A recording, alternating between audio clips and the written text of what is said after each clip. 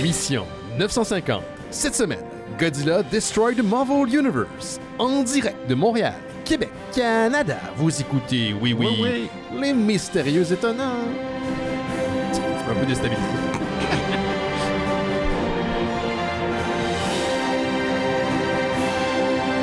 Oui.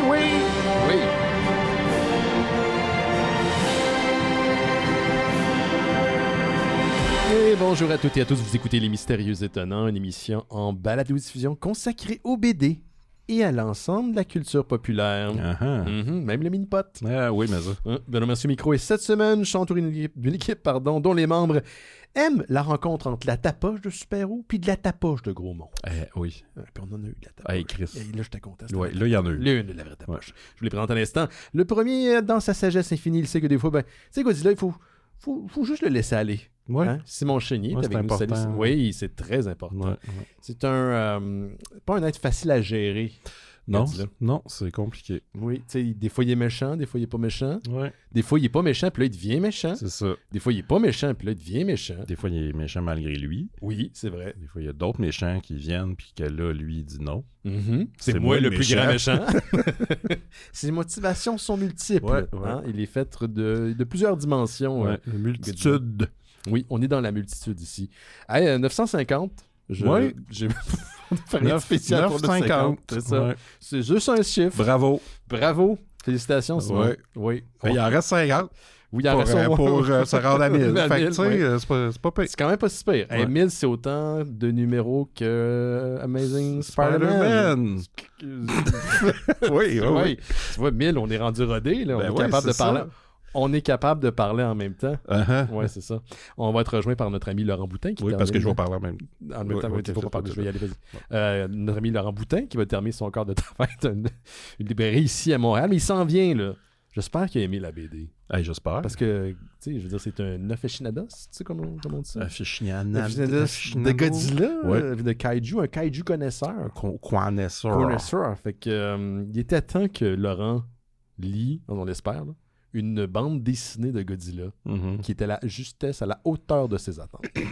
On va le découvrir tantôt. Ouais. Le suspense est complet. Ouais. J'en ai aucune idée s'il aimait ça. Je ne sais pas. D'après moi, il l'a plus aimé que ce qu'il avait lu là, de Fantastic Four Godzilla, je pense. En fait, il y a eu plusieurs rencontres entre le Marvel Universe et Godzilla, et je pense que le titre, parce que quand je lui ai parlé la semaine passée, je suis passé par la librairie, je disais, on va parler de Godzilla, puis moi je pense que j'ai dit en fait le titre Godzilla versus le MCU. Les j'en ai lu 2, c'est pas super. Je dis, câline un autre, puis ça va être ça. Puis finalement, j'arrive, je regarde le vrai titre, finalement, c'est Godzilla versus Destroy the Marvel Universe, pardon. Et c'est pas la même chose. Non, donc, c'est comme après. C'est comme... Mais c'est rendu là. C'est ça. Je pense que les numéros qu'il y avait avant, c'était d'autres choses. Mais il y a une suite, par exemple. Ouais. C'est ça, il y a une suite qui est en préparation, j'ai vu. Qui est déjà... Qui est déjà sorti? Ouais. Ok, j'ai vu autre chose, moi, d'abord. Okay. Ouais, intéressant. Peut-être un autre. Peut-être un autre qui s'en vient. Puis on se souvient, il y a très, très longtemps, c'était Godzilla a véritablement attaqué le MCU par le passé. Ouais. C'était S.H.I.E.L.D. qui était contre Godzilla. Et il y avait un... Mais là, tu dis le MCU. Oui. C'est le MU. Oui, le MCU étant le Marvel Universe, mais pas des films. Le Marvel Comic Universe. Okay, voilà, ça marche. On est correct. Ma gueule. Mais dans le temps, Godzilla avait attaqué le MCU pour le Marvel Comics Universe. Puis donc, c'est un personnage canon. Ouais. Fait que de temps en temps, il vient tapocher du héros. Ouais. On parle de ça en fin d'émission. Avec Laurent, qui va être là, je vous le rappelle. Allez, juste avant d'aller dans les petites annonces, puis aussi annoncer que c'est ton dernier show pour l'été. Là, tu vas prendre une petite pause durant l'été. Oui. Comme je l'ai dit il y a 2 semaines, ça va être notre ami Antoine qui va être là pour, pas te remplacer, mais te succéder. Parce qu'on peut pas te remplacer, mais on peut juste comme te succéder. Je me répète, mais j'ai fait une autre phrase. Il faut être là pour l'été. Mais Antoine file full. Mais est-ce qu'il file full? Full-fledged? Il est déjà Oui, il est déjà full-fledged. Donc, il va être là dans 2 semaines. Puis là, ça semble être se confirmer pour les gens qui me suivaient de l'époque, les très, très, très, très lointaine, de l'époque où je faisais Monsieur Net.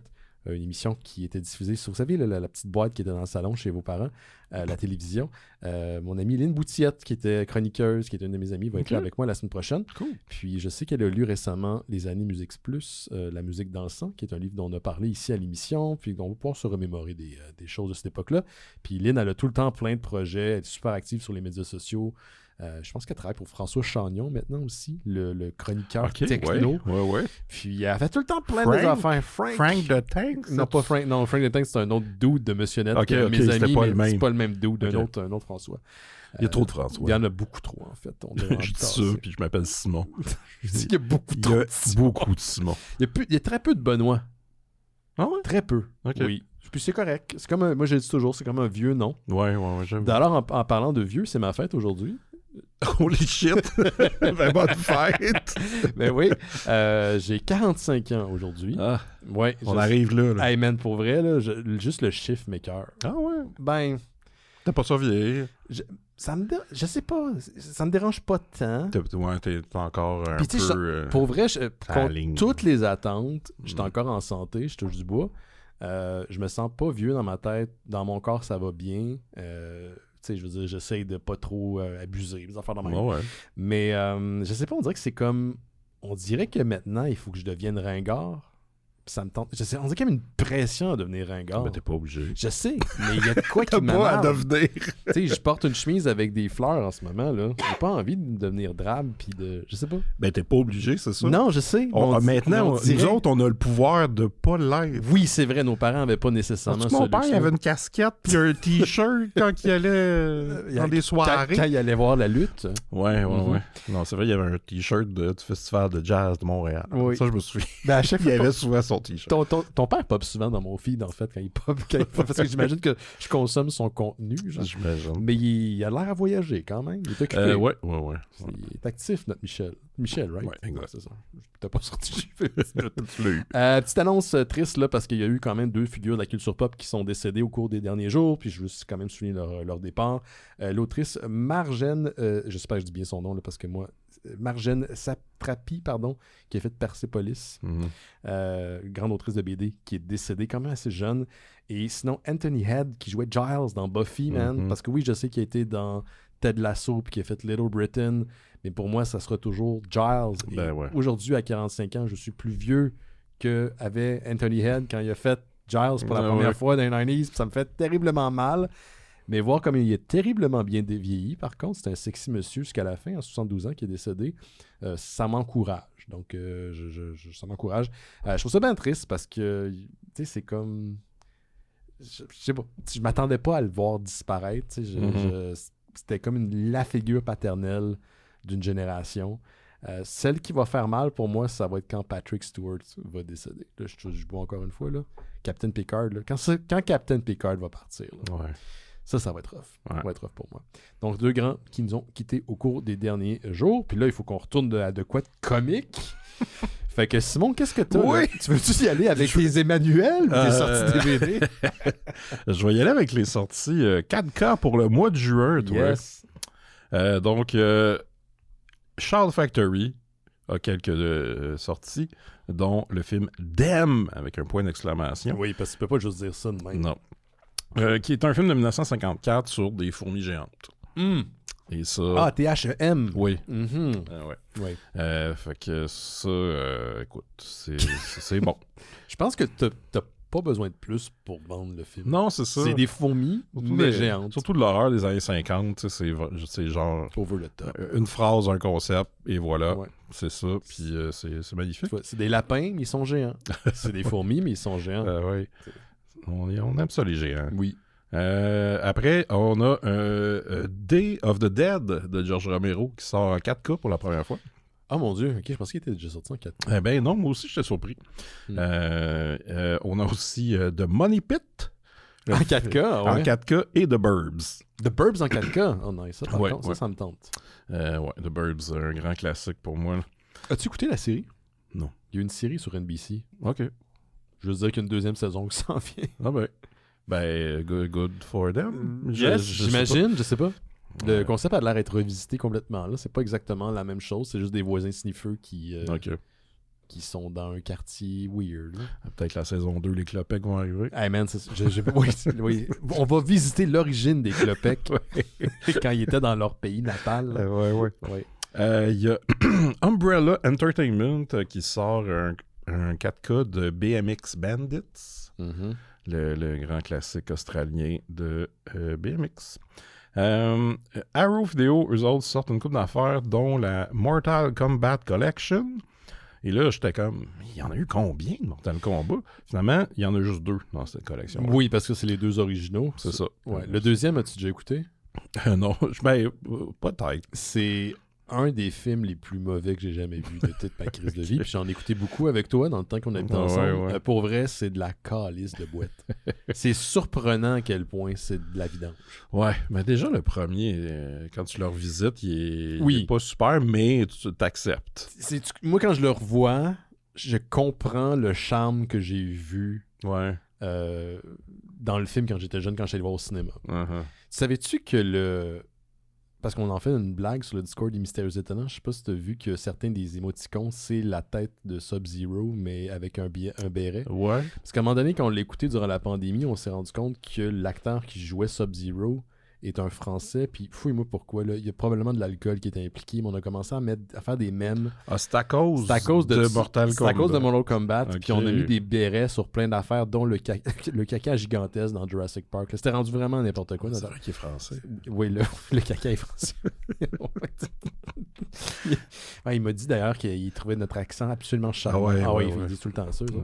Fait que non, en fait, j'ai aussi appris, puis là, j'espère que l'Internet n'est pas en train de me troller, que le faux paramédic à ringside quand Mankind est sauté, quand il a tombé en bas de l'arène, là, pas l'arène, mais la cage. Là, Ouais. The Hell in a Cell. Hell in a Cell, le fameux Ah, c'était match ça? classique. C'est ça? Hey, là, moi, les noms. En tout cas, il y avait une cage. Il y avait une cage, puis il y en a un qui en a mangé une calice. C'est Mankind. Ouais. Le gars qui était à son côté, qui était un faux ambulancier, c'est le même acteur qui jouait Sub-Zero. Oh, wow. Fait que là, ça a comme monté à un autre niveau. Là. OK. C'est juste moi qui care pour ces affaires-là, mais j'étais vraiment très content d'apprendre cette petite bit d'information. Sinon, Arrow sort aussi un coffret qui s'appelle Jackie Chan's Breakout Hits. Mm-hmm. Et ça, c'est les films qu'il a fait entre 94 et 98. Donc, on a Drunken Master 2, Rumble in the Bronx, Thunderbolt, son film de course de char, Police Story 4, First Strike, OK. Mr. Nice Guy et Who Am I? Je sais pas, t'es Simon Chénier? Lui, c'est Jackie Chan. D'accord. Puis quand j'ai vu ça annoncé, j'ai fait « Ah, tabarnak! » Fait que Genre, là, ton mon portefeuille portefeuille. est crié. Ouais. Mais j'ai pas acheté encore. Et on verra. Confirmé par notre ami Dan, justement, sur le chat, que Hell in a Cell, c'était bien le titre du Ouais, fameux c'est ça. match. Pendant un King of the Ring, me semble. Mhm. Il va nous le confirmer dans 30 Ouais. secondes. On a une compagnie qui s'appelle Ignite Films, que je ne connais pas, mais qui sort la version 4K de Bride of Reanimator. Mhm. Et il y a plusieurs éditions, dont une qui vient avec un petit monstre à l'effigie qu'il y a dans le film, mais c'est des doigts avec un œil. Tu sais, un peu, mettons, La chose dans la Family Adams. ouais. mais avec un œil. Mais cet objet-là te permet de mettre ton cellulaire. C'est un stand à cellulaire. Si on n'est pas dans la meilleure époque de tous les temps de l'histoire de l'humanité, je sais pas dans quelle époque on est. Boy. Non, mais écoute, des milliers, des milliards, des billions d'années d'événements qui ont fait en sorte que nous sommes arrivés à ce précis moment Ouais. pour avoir un stand en cellulaire en forme de main. On a la Vestron Collector Series, que ça fait longtemps qu'ils n'ont pas sorti quelque chose, mais là, ils sortent une version 4K du film de Arrival, avec Martin Sheen puis les genoux qui plient de l'autre bord. Pas celui avec Amy... c'est pas celui de Denis Villeneuve. Non, pas Arrival. Arrival. Là, c'est The Arrival. C'est ça. D'ailleurs, j'ai vu une nouvelle. Tu sais, il y a le film Disclosure Day, je pense. Oui, de Spielberg qui s'en vient. C'est ça. Puis là, il y a... Asylum qui sort, Disclosure, Alien, quelque chose du genre. Ils font juste ça pour fourrer le monde. Alien Disclosure. Ouais. Sinon, on a le Indicator Series qui sort de Nude Vampire, un film de Jean Rollin de 1970. OK. Si vous avez déjà vu des films de vampires de Jean Rollin, ce titre-là est le plus fidèle de toute sa cinématographie. Ouais. Si t'avais acheté lesbienne dans le titre, ça aurait été parfait. Sinon, Criterion sort en 4K Airspray, le film, la version de John Waters de 88. Pas le remake. Non. Et là, j'ai pris ça en note parce que ça me faisait rire. Je regardais aussi, tu sais, tout ce qui sortait. Puis il y avait une affaire qui s'appelait Dick Nado. OK. Est-ce que c'est des personnes ou c'est des parties de l'anatomie? J'ai essayé de comprendre le résumé. OK. Qui est très flou. Parce que j'imagine que c'est pas facile de chercher ces mots-là sur le Google. Non. Mais la tagline va comme suit. You don't suck this dick sucks you. Puis là, il y a une fille en maillot sur la cover, puis il y a une tornade en arrière. Mais c'est un soft porn? Sûrement. Mais je pense que c'est comme du genre de... Tu sais, là, il y a, à nos Halloween, là, j'ai parlé des Amityville. Oui, toutes les Amityville. Puis là, vers la fin, je suis tombé comme dans des affaires très amateurs, cheap, là, pour Tubi, mais ça a l'air de tout ça. OK. Fait que, tu sais, puis, juste pour te dire, j'ai regardé le réalisateur, tu sais, qu'est-ce qu'il a fait d'autre. Il s'appelle Bill Zebob. C'est pas son vrai nom. Probablement pas. Ah non, je sais c'est qui, je l'ai déjà interviewé, Beelzebub. Pour vrai? Ah mon Dieu, oui, je l'ai rencontré il y a facilement 15 ans de ça. OK. C'est tout un personnage. Ouais. Très intéressant one-on-one, il y avait bien des histoires éclatées à raconter. En entrevue, il ne faisait absolument pas de sens. Ouais. Je l'avais interviewé dans le temps à la comme station. le résumé du film. En fait, que j'ai lu, puis j'étais comme... C'est vaguement très, très inapproprié ce qu'il fait maintenant. Oui. C'est assez dégueulasse. Ben, c'est ça, parce que j'ai pris en note certains titres. Ouais. Je n'ai juste 3. Je ne vais pas aller trop loin. Oui, parce qu'il y a des trucs racistes dans ces affaires. Ouais, mais il y a Dumb and Dammer Mm-hmm. et il y a Dick Shark. Il est fidèle à lui-même, en tout cas, mais ouais. Fait que c'est pas... Ça, c'est le genre de crap qui m'intéresse pas. Mm-hmm. Parce que ça se veut de la merde. Ouais, puis ça, c'est comme tellement cheap avec des covers avec du faux sang. Là, c'est comme c'est lui qui est fait. Bon, j'en doute pas. Mm-hmm. Ça paraît. Mais il y a une crowd qui le suit, ce gars-là. Ben, c'est ça, il y a une crowd pour ce genre-là. Mm-hmm. Mais moi, c'est... On dirait que... Tu sais, mettons, t'es devant un lac, là. Mm-hmm. Puis là, tu fais « ça a l'air cool, je vais aller me baigner. » Puis là, plus t'avances, t'es comme... Plus ça devient creux. Non, c'est que là, tu regardes à terre, puis là, c'est comme vaseux, puis tout dégueu. Puis c'est comme... on tente pas tant. Ouais. Fuck it. C'est un peu ça, son cinéma. C'est une très belle analogie. OK, il y a tout un genre là, de crap, mais là, je suis comme... Non, je veux pas fouiller là-dedans. Non, c'est comme en fait, là c'est très loin parce que je dis 15 ans, mais ça fait peut-être même plus longtemps que ça. C'est dans le temps que la station à laquelle on était directement sur Sainte-Catherine. Ouais. On avait pignon sur rue sur Sainte-Catherine. Et je ne travaillais pas pour Fantasia à l'époque, mais je l'avais rencontré parce que je connaissais quelqu'un qui travaillait à Fantasia. Okay. Et one-on-one, le gars, encore une fois, vraiment sympathique. Il était excentrique, là, mais rien de particulièrement choquant. Puis là, après, on me le décrivait comme étant un génie, mais tu sais, version un peu trash. Puis je disais, OK, ouais. Puis je pense qu'il m'avait donné, ou j'avais vu je sais pas si c'est une compilation ou un de ses films. Puis je suis allé fouiller après sur son site internet, là. Et c'était, tu sais, quand des pochettes te donnent mal au cœur, là, ça ressemblait à ça. Ouais, c'est ça que j'ai vu. Là. Puis en entrevue, je sais même pas si cette affaire-là peut se retrouver. Là. Je pense même pas que je l'avais mis sur le feed des Mystérieux parce qu'on l'a pas interviewé pour le feed des Mystérieux. C'était n'importe quoi. Ouais. N'importe quoi. Mais ouais, il était venu présenter de quoi à Fantasia, là, puis c'était pas du grand cinéma. Fait que je comprends, l'analogie de la vase est pas si loin de la réalité. C'est comme, non. Non. Tente pas de mettre les pieds là-dedans. C'est comme le monde qui tripe sur les films d'horreur, mais actuels, mais très, très, très, très cheap. Ouais. Il y a une gang qui tripe là-dessus, là, parce qu'il y a du sens à cover. Là, il faut qu'ils soient amateurs de ça. Non, c'est pas mon jam non plus. Non, c'est ça. Si c'est votre truc, tant mieux, mais moi, ça... Ouais. C'est comme, tu sais, vu que j'écoute vraiment beaucoup de crap, des fois, on va suggérer des films de même. Je suis comme, non. Comme quand on suggère les tomates tueuses. Hey, t'as-tu vu les tomates? Ouais, j'ai vu les tomates tueuses. C'est pas ça. C'est pas ça. C'est correct. C'est correct. Mais as-tu déjà vu, c'est quoi le nom de l'acteur chinois qui fait du kung-fu, là? Dr. Zilo. Ah oui. Ça, si tu me sors ça de ton chapeau, là, je suis impressionné. Ouais. Là, tu sais comment me charmer. En parlant de charmeur, Dan nous a confirmé que tu avais bien le titre du pay-per-view. Bon, coudonc. Tu avais raison. Tu vois, je suis pas si mais ben oui, non, c'est sûr. J'ai rien dit. Personne n'a rien dit. Non. Fait que moi, je vais continuer. Oui, non, c'est ça. J'ai terminé mes sorties 4K pour le mois de juin. Je parlais de Dan, justement. Je l'ai vu en fin de semaine parce que samedi, je suis allé voir le plus récent événement de Sans Restriction Top Chrono, qui est une fête de lutte qui, de temps en temps, viennent à Montréal. Puis ils sont venus 3 fois à Montréal. Puis c'était la 3e fois. J'étais allé aux 3 événements. Écoutez, là, moi, je suis encore loin dans les noms, puis les cartes, puis tout ça. Là, mais t'as quand même vu 3 événements. Mais j'ai vu les 3 événements de cette fédération-là. Ce qui est le fun, c'est que ça se fait au H-Gang Plaza. Ou Osgang Plaza. La place où on a fait notre spécial d'Halloween l'année passée. Vraiment une belle salle sur Saint-Hubert, à côté du Théâtre Plaza. Donc, super facile d'accès. Et c'était encore une excellente soirée. J'ai vraiment eu du plaisir.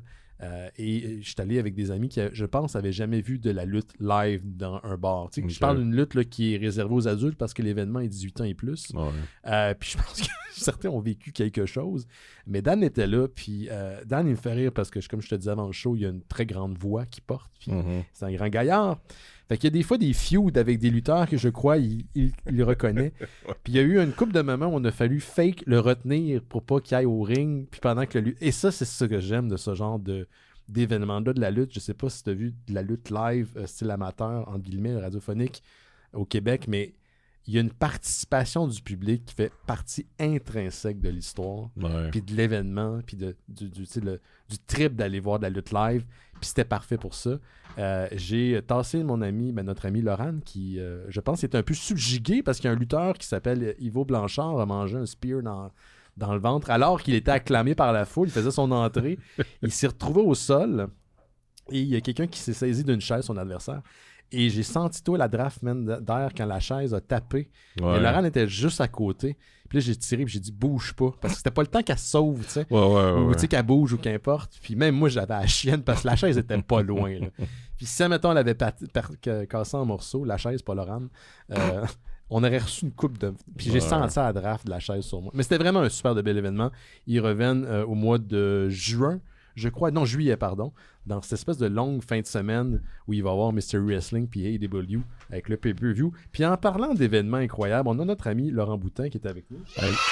Moi, je payerais un pay-per-view pour regarder Laurent. Hey, man! Wow, faire quoi? Tout, man. Ouais. Comme genre Louis XIX? Ouais! Tu referais au Louis XIX au complet sur scène? Ben non, mais... Laurent XIX. Laurent XIX? Pay-per-view, je sais pas. Ce serait un poste avec juste mon... Ouais. Serais-tu game? Non. Ça se fait techniquement avec l'Internet. Puis, non.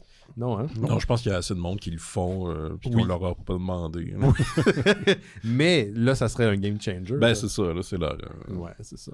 Moi, je payerais Je Laurent. pense pas que c'est si excitant que ça. De quoi, ça? Me regarder. Laurent est encore en bobette, en train de lire des BD chez eux. Ouais. La très slow TV. Hey, ben, Chris. Ben là, tu vas plus vendu que d'autres choses à l'idée, hein, Laurent. Ah ouais, tu sais, c'est comme ceux qui regardent un feu de foyer. Oui, il y a du slow TV, c'est du feu de foyer, un train qui traverse la Norvège pendant 8 heures, ou Laurent Bobette qui lit un archi. Ouais. Hein? Puis Catcho en plein milieu random. De temps juste en pour temps. être sûr que vous êtes réveillé. Ouais, c'est ça, exactement. Tu vois, on a trouvé la recette. Ouais. Porte un Patreon, là, puis c'est ça. Belle carte pour Sans Restriction Top Chrono. Puis il y a eu un moment où les deux derniers matchs de la soirée, c'est 2 matchs féminins excellents. Et les lutteuses, il y en a une qui a mangé le bar au complet. Parce que, tu sais, il y a des spots à la lutte, c'est des moments où comme il y a des choses qui sont prévues, qui sont cruciaux, puis c'est comme ça que tu les enchaînes. C'est comme ça que je l'explique. Le barman avait préparé des faux drinks sur le bar dans des verres en plastique, mais ça avait l'air de verres. C'était des verres du bar, en fait. Et il y en a une qui s'est fait traîner tout au long Mais je me suis fait ploucher, là, j'en avais dessus moi. Et après, ils se sont allés se battre directement sur la place de Saint-Hubert. Oh, Hein? wow. Puis dehors, Dehors, un petit 3 minutes, là, à peu près 2 minutes. dans le trafic. Non, pas directement dans la rue, mais sur l'espèce de plaza Saint-Hubert qui a été refait. Donc, les espèces de faux plafonds ont fonctionné.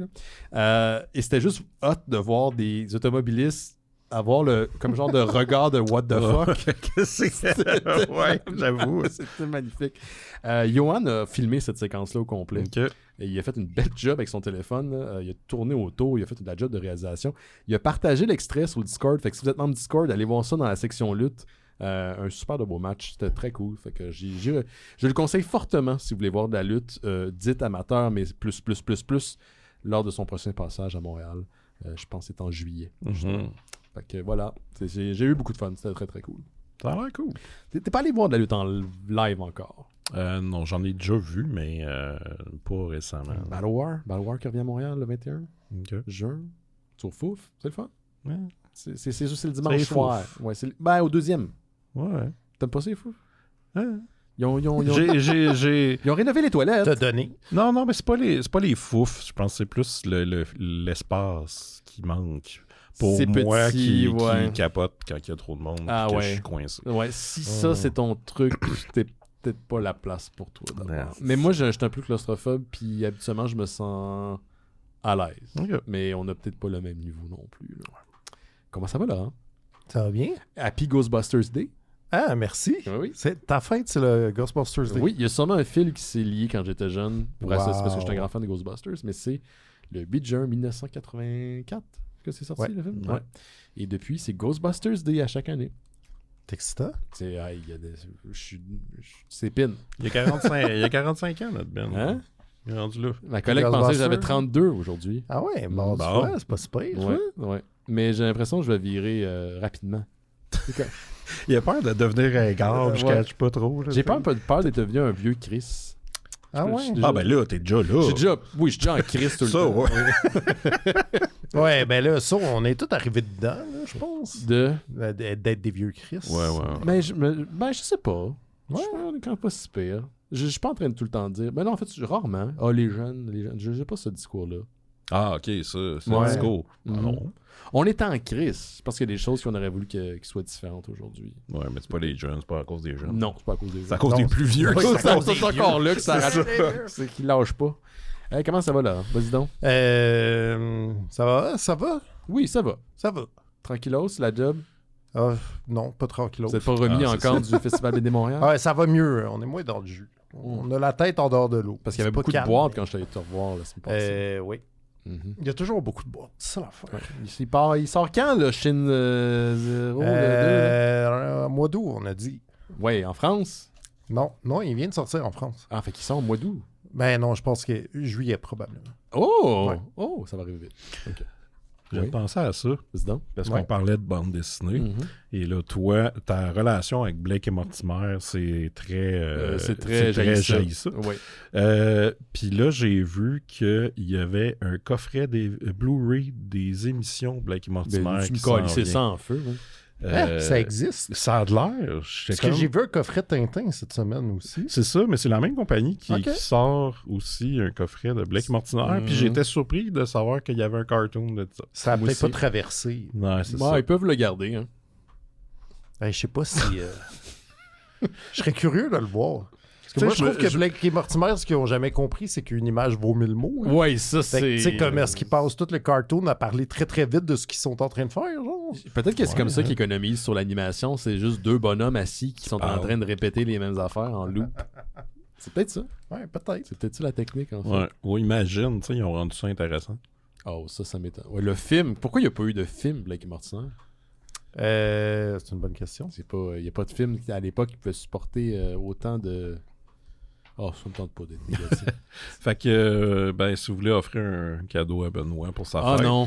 Un prochain cycle bifurcation sur l'ensemble des épisodes comparés aux Ah, albums. dont il ils sont faudrait tirés. lire en plus les albums. Oh my Ouais. God! Oh my god, non! Ah, c'est- Ouais, c'est bon. Eric, si t'entends ça, Ah, fais mon pression. Dieu. Non. Je sais pas par quoi commencer. J'ai toi, qu'est-ce vu que des t'as aimé? films, j'ai lu de la BD. Il y a des gens qui sont morts. Faites un choix. J'ai parlé des gens qui sont morts, mais je suis pas entré dans les détails de l'autrice de Persepolis. Ah ouais. Ouais. Puis Qu'est-ce j'ai parlé que de t'as Michael. Ben, j'ai dit qu'elle était morte. Ouais, ça c'est vrai. Puis Anthony Head aussi. Ah ouais, c'est vrai. Ouais. C'est Giles. Moi, j'avais un autre mort. Vas-y donc. Mais Marjane Satrapi, c'est très triste. Moi, ça me fend le cœur qu'elle soit morte de chagrin. Déjà, c'est ça la version officielle. Oh shit. Ouais. Mort de chagrin. Elle est morte. Ça a l'air qu'elle a perdu son conjoint il y a comme 1 an. Oh Puis là, après, j'ai cru à un suicide. Ouais. Mais ça a l'air qu'il existe un terme japonais qui a pas de traduction en français, mais qui est vraiment genre la maladie du cœur brisé. Genre, ça, c'est ton système Ouais, dépéri. genre Wow. tu t'en meurs. Genre, Wow. je trouve ça tellement tragique. Elle était et jeune triste, aussi, ouais, non? elle avait comme 56 ans, genre. Ouais, c'est jeune. Aïe, aïe. Puis elle a, c'est ça, pour moi, c'est avant tout une autrice de bande dessinée, même si je pense que rendu là, elle avait fait plus de films que de bande dessinée, parce qu'elle a un corpus, malgré tout, assez condensé, mettons, mais genre, Persepolis, ça l'a changé. Ça a changé la game dans la bande dessinée en Europe. Ça a créé beaucoup de vocations, je pense. Puis c'est encore un document vraiment fort sur la vie sous le régime des mollahs en Iran. Fait que, voilà, c'est quand même triste. Puis sinon, mon autre disparu, il s'appelle Yoshihiro Nishimura, qui lui aussi est mort jeune à la mi-cinquantaine. Peut-être que le nom vous dit rien, mais c'est un cinéaste et... Je le connais, ouais. Ouais, C'est celui qui venait à Fantasia. c'est probablement C'est celui parce qui que se c'est mettait en ça. couche à Fantasia. Et ça ressemble à ça. C'est celui qui a réalisé Tokyo Gore Police et d'autres classiques de ce Ouais, genre ouais. comme Vampire Girl versus Frankenstein Girl puis ouais. Mutant Girl Squad et tout. C'est un cinéma que je ne consomme plus beaucoup, mais que j'ai beaucoup consommé Ça il y a a déjà genre été 15 ans. consommable, cette affaire-là? Ben, j'ai quand même encore une certaine affection pour ce cinéma. C'est un peu tout croche, mais très, très investi, mettons. J'ai, pour vrai, no joke, eu des nausées durant Vampire Girls versus Frankenstein Girl. Je me souviens pas si je suis sorti ou pas, mais j'étais... C'est un bombardement des sens qui arrête pas. Ouais. Ben, c'est ça, moi, j'admire. Puis, tu sais, tous ces films, les films que j'ai vus de lui et de cette gang-là, là, parce que des fois, il s'échange la réalisation, mais il travaille, il fait les effets spéciaux sur d'autres films et tout. C'est tout le temps un peu, genre, c'est ça, ça a l'air un peu fauché, mais c'est extrêmement créatif au niveau des effets pratiques, puis du gore, puis du body horror, puis du... C'est vraiment un cinéma de... Ça pinote. Oui, littéralement. Mais j'ai eu une affection pour ça, parce que j'en ai consommé beaucoup. OK. Ben, t'as peut-être connu celui que Simon parlait tantôt, Beelzebub. Non. OK. Beelzebub, ouais, c'est ça. Non, mais c'est-tu un manga, ça se peut-tu? Non, c'est un réalisateur hard américain. cheap. Ah, ok. Ouais, c'est ça. Non, mais il était un peu dans les mêmes dalles. Là. C'était relativement similaire. C'était un petit peu similaire. Bref. 2 disparus. 3. Ouais. Disparus. Tu parlais de Peanut. Vous souvenez-vous Le dans... Planters, Monsieur Planters? Non, ouais, il est mort. Ah, il est revenu. Il est hein? revenu. Sous forme de Peanut. Ouais. Moi, j'ai un pot chez nous que j'ai acheté. C'est genre les 50 ans de l'usine Planters. Puis il y avait des pots commémoratifs qui sont... Pourquoi t'as acheté ça? Ben, parce que c'est un Monsieur Planter. Ben ouais. Ok. C'était comme un cylindre qui est la pinotte. Puis là, le couvercle, ça fait comme le chapeau. Oui, le chapeau. Wow. Ouais. Ok. Ça aussi. Fait que là, j'ai un Monsieur Planter. Qu'est-ce que tu mets dedans? Il y a de la farine, je pense. Quelque Ok, chose genre. c'est bon. Il sert. Il sert, plus ouais. des pinottes, là, mais il était plein de pinottes à l'origine. Ok. Ça t'a pris combien de temps à les finir? Pas longtemps. Non. Mais quand il y a des pinottes, ça se ils mange t'offrent pas vite en longtemps. esti. Ouais. Ouais, c'est dangereux. C'est Ouais. risqué. Mais qu'est-ce que tu voulais? Vous souvenez-vous dans le film de Daredevil avec Ben Affleck? Ouais. À un moment donné, Bullseye, il est dans un avion avec une madame à côté de lui, puis il fait une pichenote sur une pinotte, Oui. puis ça la tue. Oui. Un grand moment de cinéma. Je viens de penser à ça. Ah Je oui. pense que j'ai jamais vu le film de Daredevil. C'est un film de son époque, hein? Ça date du début 2000. Ce qui est triste, c'est que ça a été produit après Spider-Man, qui avait été un succès. Puis une des premières fois qu'on avait compris c'était comment on pouvait adapter un comics au cinéma. Puis ils ont sorti cette affaire-là. Là. Il y a toujours du monde plus en retard. Oui, malheureusement. Mais j'avais bien aimé. Pour ce que c'était. Pour l'époque. Pour l'époque, c'était quelque chose. Je me souviens d'avoir apprécié un petit peu plus le Director Scott aussi. Ouais, je l'ai écouté. Je me souviens pas assez des différences là, pour pouvoir vraiment comparer, mais je pense que ça respirait. Il y avait plus de Coolio. Oui, c'est vrai. Coolio.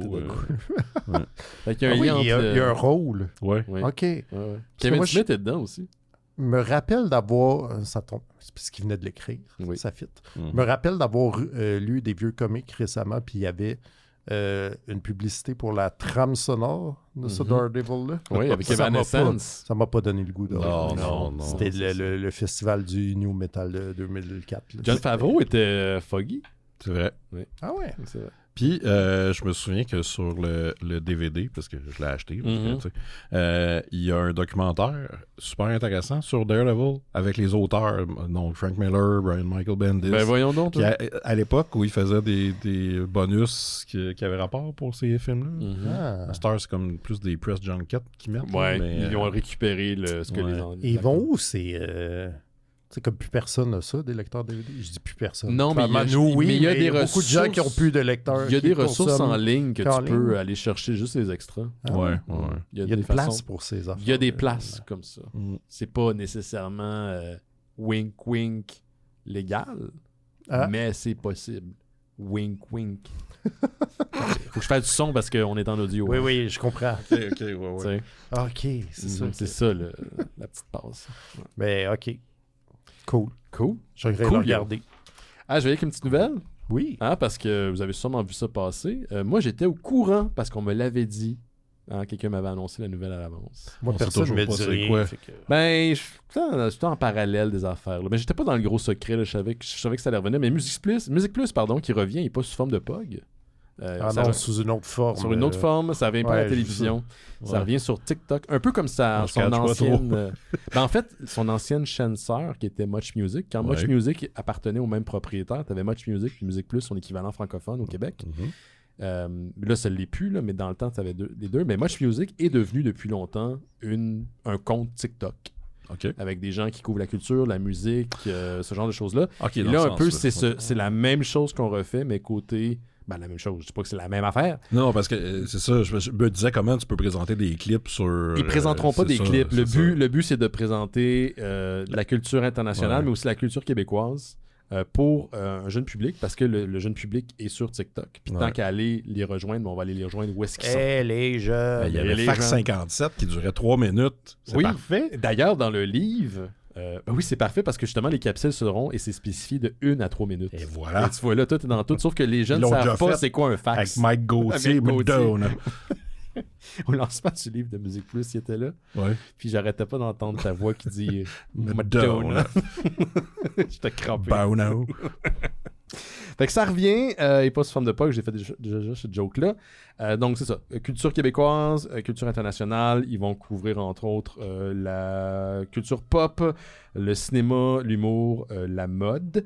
Donc c'est pour les VJ, il va y avoir des VJ en fait, c'est des gens qui ont déjà une présence sur TikTok ou pas, ou peu là en fait, là, qui sont âgés de, je pense c'est 22 à 34 ans. Moi j'en connais un, mais ça n'a pas été annoncé, ça a été dévoilé, ça sera dévoilé le 11. C'est ça que ça s'en vient cette semaine au niveau de l'annonce. Puis quoi d'autre là-dedans? Mais t'as Attraction qui est là-dedans, t'as Motion Entertainment, puis t'as Ramstar Media qui ont acheté jadis Musique Plus, puis qui possèdent encore les droits. Ils ont modifié légèrement le logo. Là, excusez-moi pour les gens qui écoutent en vidéo. Le logo qui est là-dessus, ça c'est un drapeau à micro. Et je sais pas pourquoi on m'a donné ça quand j'ai quitté, quand la station a fermé ou presque, là, quand ils ont sacré tout le monde dehors. Je sais pas si je suis supposé avoir ça, mais ils reprennent ce logo-là. C'est un cool mémorabilité. Oui, c'est vraiment le fun. Puis donc avec une nouvelle palette de couleurs, puis ils l'ont un petit peu simplifié. Écoute, je veux pas être cynique, je suis très curieux. J'aurais aimé ça je sais pas s'ils vont le faire, mais j'aurais aimé ça que ça soit aussi sur Instagram, parce que moi je suis pas un consommateur de TikTok. Je sais que l'algorithme fonctionne pas pareil. Mais je suis curieux de voir ce qu'il y en est. Je trouve ça hâte que la brand existe encore. Je suis vraiment curieux, par contre, de voir si ils vont récupérer la brand de Monsieur Net Je pense que s'ils le font, ça passera pas. Parce qu'il y a Ben un non. monsieur net, c'est Denis Talbot. Là. Puis c'est pas juste parce que j'ai travaillé pour le show. Je pense que c'est le gars Y associé au a-tu show. les droits? Non, il n'y a pas les droits. C'est ça le problème. Les droits appartiennent à Remstar. En même temps, Ouais. même s'il y a les noms, je veux dire, c'est pas... C'est juste le nom. Là. C'est juste le nom, mais il y a, Parce que, il y a je veux une dire, association. C'est pas la même affaire. C'est pas la même chose, mais il y a comme une association. Monsieur Net, c'est Denis. Puis il l'a fait pendant plus de 15 ans, à un moment donné. Ouais. Mais en tout cas, donc ça, c'est ça. Ça a été annoncé la semaine passée. Le dévoilement complet, donc avec les VJ nouveaux genres, seront dévoilés le 11 juin. Puis on peut-être possiblement en parler prochainement dans le futur. Je sais pas trop comment on dirait que c'est là où je veux pas être un vieux monsieur. Tu sais, genre, je trouve ça cool que dans le mandat de la chaîne, ou là plutôt du compte TikTok, on veut amener la culture keb à des jeunes. Et je trouve que c'est une très très bonne idée. Si c'est véritablement ce qu'ils vont livrer, là. Parce que l'international, il me semble tout le temps un peu de facto. Mais s'ils font les deux, je trouve que c'est une belle mission en soi. Ben ouais. C'est ça. C'est ce que j'ai à dire. C'était ma nouvelle. Ah ben. Hein? La suite me surprendra. C'est ça. C'est à toi, Simon. Oui, donc la suite. Pas facile, hein? Pas facile 950 aujourd'hui, Laurent. Ah ouais? Ouais, On sort le gâteau c'est ça. tantôt. Oh! Tu savais pas? Non? Non, il n'y a pas de gâteau. Oh shit. Mais pas... T'as-tu déjà vu mon frigidaire avec quelque chose dedans? Honnêtement, non. À part la cruche d'eau. La crue. Mais je sors tout le temps d'ici en me disant, j'espère qu'il fait son épicerie le lundi soir. Parce que sinon, il ira pas loin cette semaine. Puis je mange pas de crab, c'est que je vais à la fruiterie à côté. Ouais. J'haïs ça faire mon épicerie. C'est vraiment quelque chose que je déteste faire. Je sais pas pourquoi. Ça, puis aller au Ikea quand il y a plein de monde. Je viens Ah, ben ça. fou ben raide. Oui, ben ça. Ouais, ça. Il y a personne qui aime ça, mais moi, je viens mauvais. J'aime pas ça aller à l'hôpital. Ouais, j'aime pas ça. J'aime pas ça faire des examens quand j'ai des masses. Tu sais. Ouais, c'est ça. À l'autre fois, là, c'est drôle, j'étais allé à la morgue, pas trippé. Non? Ouais, t'es aussi bien. Ouais. Ouais, mon petit voyage dans le vomitarium, là. Oui, ben, tu sais, Celui à Montréal, là. Celui à Montréal, celui qui divise les différentes expositions par pays. Là, Ouais. tu sais. Celui des États-Unis. Ben, c'est ça. L'affaire, c'est que le vomitarium est juste à côté du planétarium. Ouais. Faut pas se tromper. Les États-Unis, c'est plus des manèges, right? Ben, en fait, ça dépend où ils l'ont récolté. Ah ouais, ok. Ouais, c'est ça. Je pensais que c'était des manèges de vomi, genre. Ouais. C'est comme la pitoune, Ouais. sauf que c'est pas de l'eau. Non, c'est ça, exactement. Mais t'as-tu vu justement le documentaire sur la création du vomitarium? Non. Il y a une grosse complexité. Là, je niaise, là, mais c'est très sérieux, juste une seconde. C'est à savoir où mettre le stand pour les snacks. Wow. Donne-moi ça. Oui, Ouais, ok, c'est bravo, bien, bravo. oui. Ouais, on t'a donné. On te l'a donné. Merci. Là, c'est mon moment. Oui. Parce On que, t'écoute. parce que j'ai enfin fini le mois de Emmanuel. Oh. Bravo. J'ai réussi, depuis le dernier show, à faire 3 autres films. J'étais tanné à la fin. Il y en a beaucoup, hein? Il y en a beaucoup, puis c'était pas super. Mais donc, je vais au moins terminer la série originale. Mhm. Donc, j'ai écouté Emmanuel 6. C'est le meilleur. Eh boy, non, vraiment pas. Emmanuel 6, 1988, co-réalisé par Bruno Zincon, ou Zincon, je sais pas trop, et Jean Rollin. Encore? Et Jean Rollin qui est aussi au scénario. Et Emmanuel est joué par une modèle allemande qui s'appelle Nathalie Huher. Donc, voici mes quelques notes. J'adore. Jean fucking Rollin au scénario. On en parlait tantôt de Jean Rollin en Ouais. plus. Le psy d'Emmanuel ressemble à Michel Brûlé. Il a une mini-chaise en rotin et un petit camion jouet dans son bureau. Ce film-là avait été fait hier. J'aurais dit oui, ressemble à Michel Brûlé. Ok, moi, je l'ai pas écrit, mais dans ce film-là, Emmanuel est amnésique. Elle se souvient pas qu'elle est Emmanuel. Fait que là, il faut qu'elle revive des genres de traumas Oh my God. sexuels Encore? pour revenir. Mais donc, voici. C'est ça la façon de la guérir, genre. Ça semble être ça. D'après moi, ça a été écrit par des gars. Hein, ça. Tu penses? Oui. Là, j'ai écrit un lit simple pour 2 sur une croisière n'est pas vraiment ce que j'appelle des vacances. Non. Ben, des croisières en partant. Ben, c'est ça. Le film Fitcheese plus la chaise en rotin qu'Emmanuel. Parce que la chaise est là souvent. Ben, ça dépend des chaises. Ouais. Là, j'ai un personnage qui dit ça. The snake dance will liberate Emmanuel from the inhibition caused by her trauma, which have locked her into a mental prison. Super. Là, j'ai écrit Bring on the flûte de pan. OK.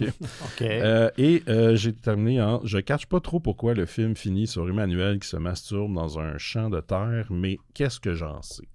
C'est crossover avec Terre humaine chez Isidore, c'est ça? Ben, au moins, non, mais c'est parce Terre humaine, il y a comme de la végétation. Ah. Est enfin libéré, c'est ça que ça veut dire? Je suis pas épais, je le sais. Mais, tu sais... Mais pourquoi c'est libéré elle aurait pu faire ça dans sa chambre? Pas que je suis puriste. Faites-les dehors, si vous voulez. Oui, c'est ça. C'est juste que c'était comme un drôle de setting. Peut-être qu'elle était attirée par les champs de patates, je sais pas. Peut-être, je sais pas. Et là, j'ai écouté Emmanuel 7, qui est sorti en 1993, un an avant le Hell in a Cell, King of the Ring, avec Undertaker et Mankind. Je pense que c'est le dos qui jouait Sub-Zero exact, dans Mortal Kombat. Fallait être là. Excuse-moi. Quoi? On va faire un résumé tantôt. C'est une longue histoire. Donc, Emmanuel 7, réalisé par Francis Leroy, qui a réalisé le 4e, justement, qui était le dernier avec Sylvia Kristel dans le rôle de pas Emmanuel, mais dans son propre rôle. Maintenant, Sylvia Kristel revient dans le rôle d'Emmanuel. C'est le Avengers Endgame d'Emmanuel. C'est incroyable. Donc, quelques notes sur le film. Emmanuel, avec un Power Glove, dirige une clinique / bordel de réalité virtuelle à Simili-Versailles. C'est basé sur un Power Glove. Ben, mais c'est basé sur un premier draft du The Wizard 2. Oui, c'est ça. It's so bad. So bad. La musique sonne comme du Alain Morisseau instrumental. Et Sweet qui People. est peut-être pas une qualité. Il y a quelqu'un qui dit Insertion Activated. Puis ça, c'est pendant la Est-ce qu'il dit ça le VR, pendant qu'il fourre? Ouais. Wow. Ceux qui dirigent le VR, là, parce qu'ils sont derrière des Ah, ordi, ouais, là, on entend une voix dire ça. C'est comme la matrice du softcore. Exact. Là, on a Turned On par des trompettes. Je me souviens pas de ça. Comme il se doit. Retourner dans le temps en VR pour fourrer quand t'étais ado seems wrong. Je trouve ça bizarre. Ouais, pour te fourrer, toi, quand t'étais ado? Ben que toi, t'es un ado puis tu fourres d'autres ados. Mais tu sais, c'est du VR pareil. Là, c'est dans ta conscience de personne mature. Ouais, t'es quand même pas un ado. Non, c'est ça. Puis, mais parce que ton traumatisme date de l'adolescence, fait qu'il faut que tu le revives. C'est tout le temps des traumas. Gagnant d'un prix Nobel qui fourre sur le stage pendant son speech. Ça arrive. Ben, moi, on écouterait les cérémonies de remise des prix Nobel. Ouais. C'est pas une mauvaise idée. Pendant son speech? Les deux en même temps, lui. Il commence son speech, puis là, il y a une... non, c'est pas Emmanuel, c'est quelqu'un d'autre qui est en dessous du podium, comme un peu dans L'Agent fait la farce. Ouais. Puis là, après... Dans Police Academy. c'est dans Police Academy. C'est peut-être plus. Ouais, c'est peut-être, Ils l'ont peut-être tout fait. Ouais, tout c'est comme il dit là. Mais là, après, il continue à fourrer devant tout le monde. No shame. Puis les gens, ils restent. Ils restent parce qu'ils sont comme, qu'est-ce qui se passe? Parce qu'au prix que Ticketmaster vendu des billets, ils sont comme... Ouais, c'est ça. Ouais, regardez le show complet. C'est ça. C'est quand même un gagnant d'un prix Nobel. Ouais, c'est vrai. Maintenant, ça veut tout dire. Et j'ai écrit « Ça finit avec des flying dicks en CG dans l'espace. » OK, Emmanuel. Shit. Parce que à la fin, là, le film, là, ça finit comme si c'était toi qui avais regardé le film en VR. Puis là, il y a Sylvia Kristel habillée en nonne qui dit... C'est terminé. Puis là, après, on voit des flying dicks dans l'espace parce que à chaque fois que les gens mettaient des lunettes, il y avait comme un genre de testicule en 3D qui rentrait dans des spirales. Fait que finalement, en fait, non, c'est le existence du cul. C'est pas le... Ouais, OK. Non, mais c'est-tu ça qui nous amène vers la série Emmanuel in Space? J'avoue, mais pas vraiment parce que Francis Leroy, après, a fait la série Emmanuel Forever J'ai déjà parlé d'un film de ça, mais là, c'était comme l'affaire de l'avion. Là. Ouais. Sylvia Kristel qui raconte ses Avec les histoires moines, de là, sexe avec bouddhistes. George Lazenby. Là, Ouais. puis elle qui est plus jeune, en tout cas. Et là, j'ai terminé ça parce qu'il me restait... Finalement, il m'en reste plus que je pensais, mais il me restait au moins un autre film avec une nouvelle Emmanuel que j'avais pas vu. C'est la série Emmanuel True Times. Et là, on est en 2012. C'est un film en 2012. Et ils en sortent encore. Oui. Il y en a eu un... il y a le remake officiel en 2025, mais il y a aussi sur Tubi, t'en as une couple. Oui. Dont Amityville Emmanuel. 2012, c'est quand même il y a 14 ans de ça. Oui, je l'ai. Je l'ai dit, puis j'étais comme... Écoute, il y a un client aujourd'hui qui m'ont dit « Ah oui, ils en ont sorti un récemment, là, en 2002. » J'étais comme... Emmanuel? Non, mais ça, on parlait d'autre chose. La bande dessinée? Il y a un client qui me parlait d'Emmanuel. Il existe une bande dessinée d'Emmanuel, il me semble. Bon, tu vois. Bon. Ouais. Tu Milos quelque chose? Il me semble, de mémoire, je pense que c'est Jimmy Beaulieu. Guido Crepax, OK. qui est un Italien qui a fait énormément de BD érotiques dans les années 70. OK. Donc, Emmanuel True Times, en fait, ça, c'est le titre de la série de films, parce qu'il y en a plusieurs. Celui que j'ai regardé, c'est Emmanuel True Times, Rod Steel 0014 et Naked Agent 0069. Et je vais revenir là-dessus, mais c'est ça. C'est réalisé par Rolf Kanefsky. Et Emmanuel est joué par Ali Hayes, qui, je crois, est une porn star, selon les autres titres qu'elle a fait. J'étais comme, je pense qu'elle est une porn star. Et le film, ça paraît. C'est très... c'est beaucoup plus pornish que tout ce que j'ai vu. Là. Pornish? J'aime ça. Ouais. Pornish 2012. Tu sais, les gens... gens... à la maison, quelqu'un veut me faire un t-shirt Pornish 2012. Je vous l'achète, OK? Donc, voici mes notes. Emmanuel voyage dans le temps et dans d'autres dimensions avec un vaisseau /dirigeable commandité par le gouvernement et par Emmanuel.tv, parce que c'est écrit sur le côté, qui est propulsé par la masturbation. Parce que... Je peux retirer de faire des jokes, là. Écoute, ça s'écrit tout ça. Oui, c'est ça. Pas besoin. Là, j'ai écrit « Ha ha ha, cette maquette de l'Égypte. » Bon. Il y a 2 génériques d'intro. Okay. On a le générique de Emmanuel, True Times, et on a un générique de Rod Steel, parce que c'est un genre de parodie de 007. Et, OK, là, j'ai écrit, c'est un crossover avec une autre franchise softcore.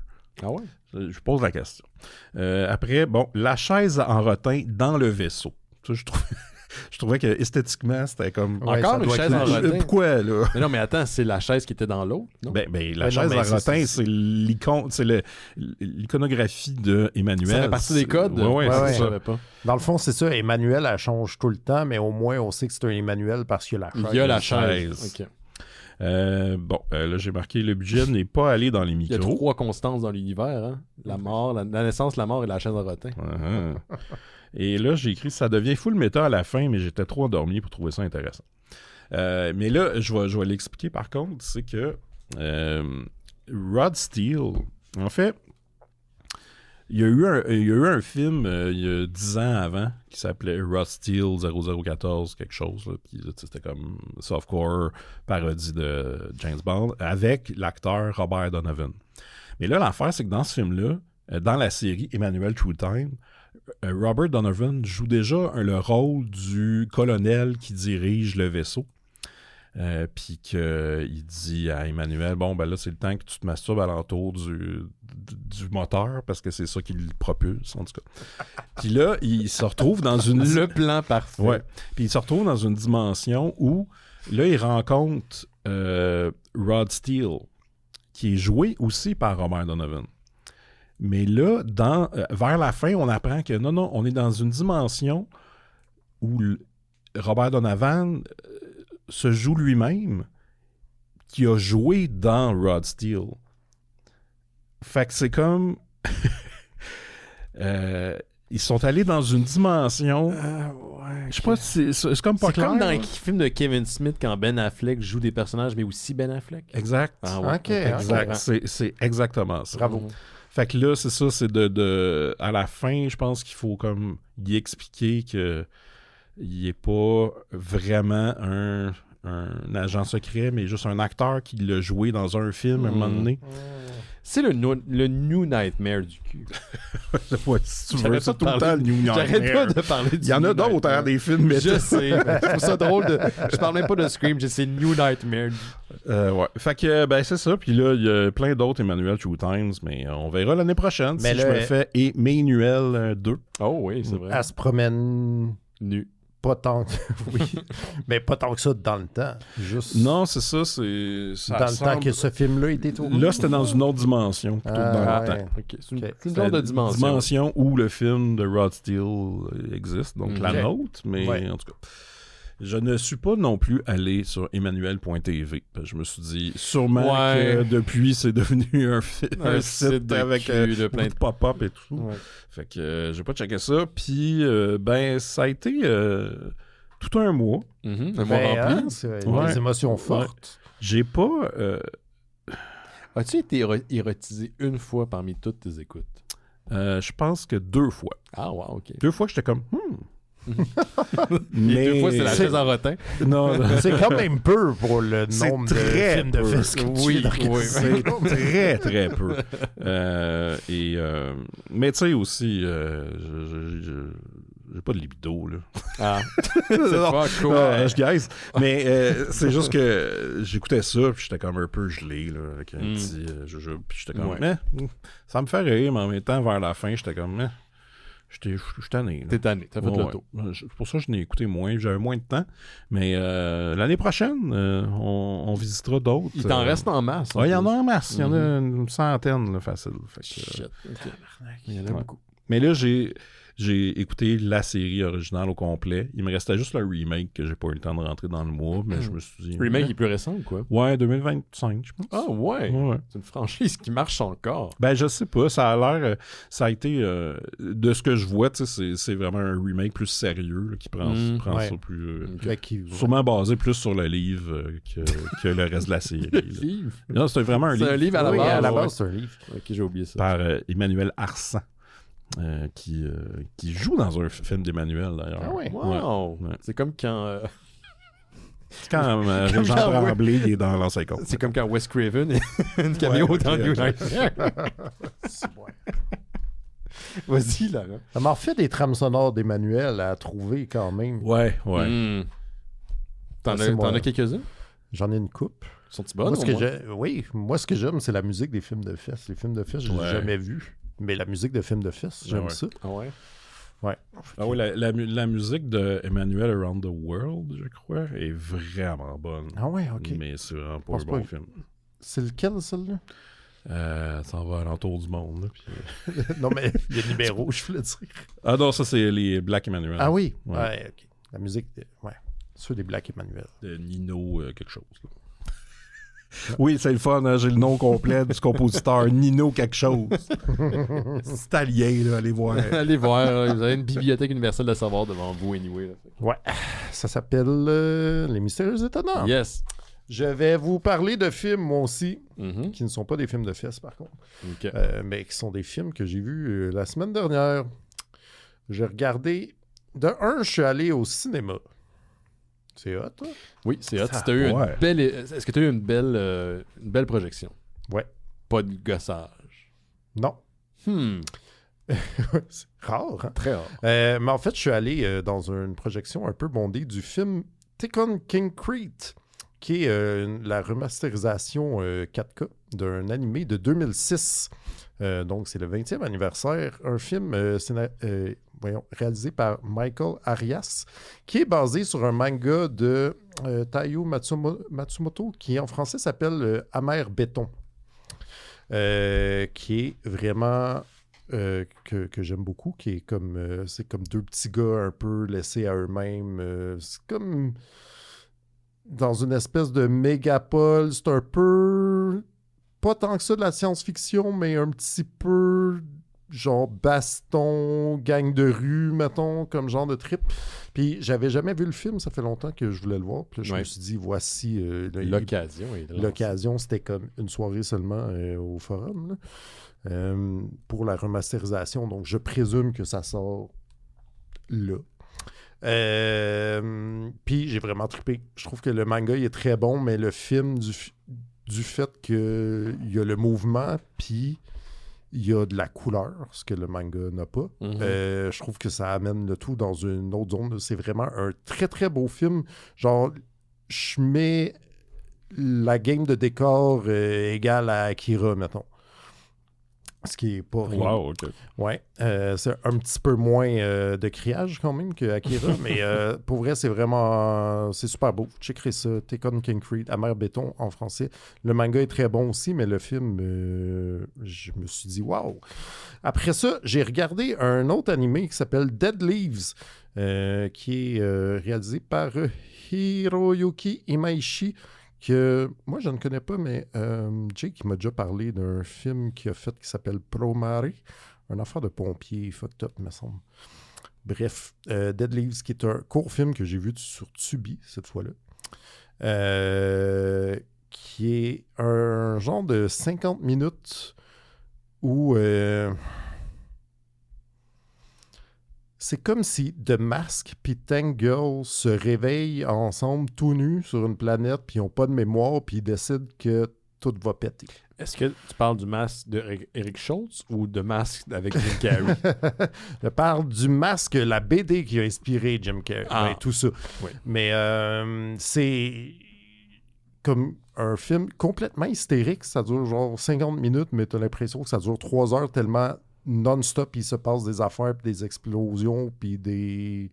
genre, c'est vraiment, vraiment une grosse explosion. Je sais pas comment le décrire d'autres, mais aussi de science-fiction, aussi vraiment weird. Il y a comme un bébé qui naît en tirant du gun, là, mettons, dans cette histoire-là.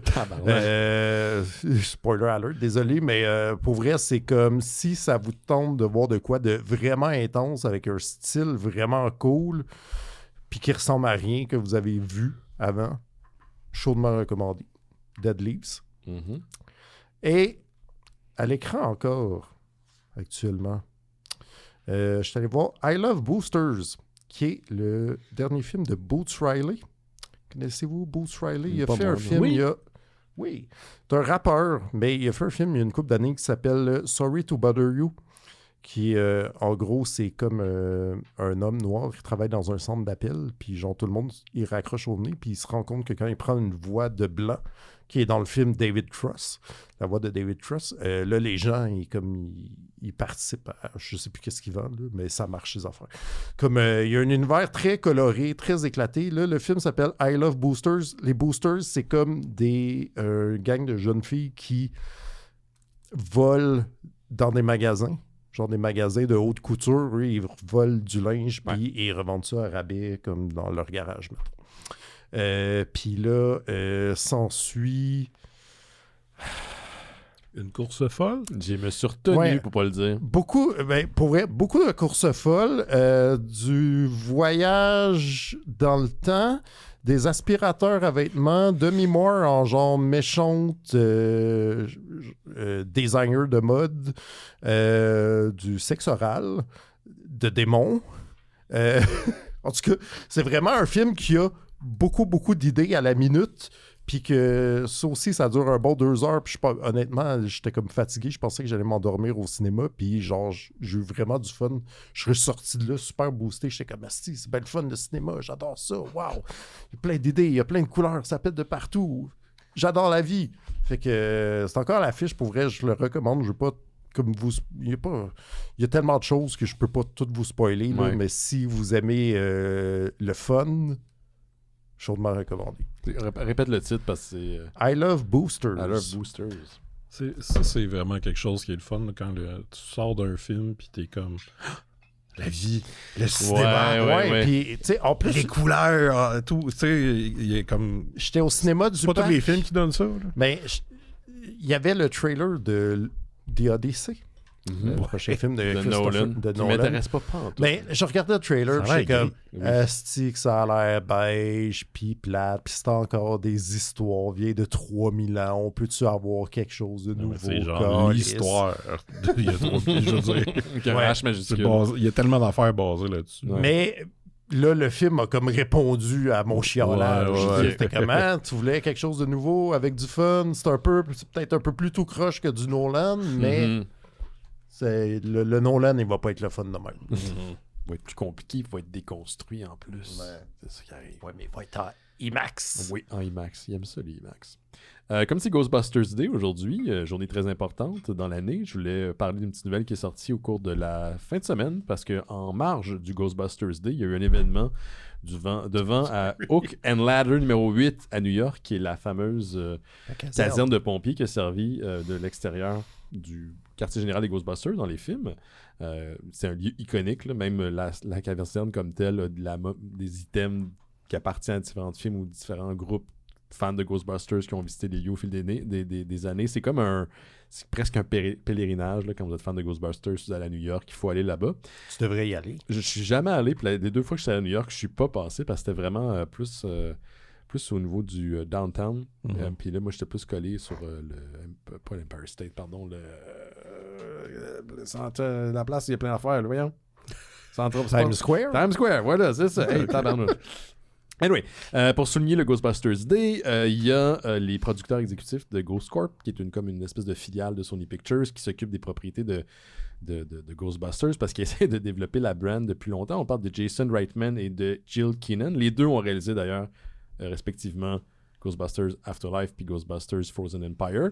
Ben, ils étaient là, accompagnés de 2 showrunners qui s'appellent Ben Ibn et Elliot Callan. Ces 4 personnes-là, en fait, ont présenté le logo et le titre de la fameuse série d'animation de Ghostbusters qui va sortir essentiellement en 2027, on nous dit, sans nous avoir spécifié la date. Ça va être Ghostbusters Night Shift, puis on retrouve un genre de logo qui est un peu comme le logo des Ghostbusters, mais modifié avec des couleurs vives, puis ça fait penser un petit peu à du street art, puis comme presque un collage en même temps. Puis pour vous donner une idée, là, tu sais, le fameux film de Ninja Turtles qui est sorti il y a quelques années, là, qui était fait comme en animation, mais c'est excessivement là, saturé comme couleur, puis il y avait du style, il y avait des textures, ce genre de choses-là. C'est un peu le style qui est utilisé pour le logo. Puis c'est pas surprenant parce que c'est le producteur, le studio Flying Bark Production qui était derrière la série Rise of the Teenage Mutant Ninja Turtles, qui a travaillé sur la série d'animation. Puis c'est eux autres aussi qui ont travaillé sur Stranger Things, Tales from 85, qui est la série d'animation de Stranger Things qui est sortie sur Netflix, que personne n'a vu, mais qui a été produit par eux autres. J'ai vu que c'était là, puis j'étais comme... Ouais, j'avais fini. Moi avec aussi, ça, je pensais que là. j'avais fini. Ouais. Ben, en tout cas, tout ça pour dire que c'est tout ce beau monde-là a annoncé le logo, ça va la série, pardon, Ghostbusters Night Shift. Donc, j'imagine, je sais pas quelle période, mais centré sur des personnages qui s'occupent de couvrir un quart de nuit alors que les Ghostbusters, eux autres, sont peut-être partis faire dodo. On n'a pas plus de détails, mais il y a un sommet d'animation qui s'en vient et Sony Pictures sera présent. Donc, j'imagine qu'il y aura plus de détails, des concepts, à moins des séquences, peut-être une bande-annonce, ça serait le fun. Parce que pour l'instant, on n'a rien, mais moi, je suis très, très curieux de voir ce qu'il y en est. En fait, quelqu'un m'a dit que Night Shift, ça serait vraiment basé sur le fantôme qui dézippe les culottes de Don Aykroyd. Ah oui, dans le premier. Qui fait une petite Ouais, fait que c'est comme les aventures érotiques des fantômes. Ben, moi, j'ai entendu ça. Manhattan. C'est Emmanuel, le Ouais. fantôme. C'est ça, Voilà. La chaise en rotin possédée. Moi, pendant des années, je n'ai pas compris cette séquence-là. C'est beaucoup plus tard que Ben ouais. je ne comprenais Non pas. Ouais, jeune, ça passait au-dessus de la tête. Fait que c'est ça. J'ai pas vraiment plus de détails. Je trouvais juste intéressant de le souligner. Puis ça a l'air... Je suis bien curieux.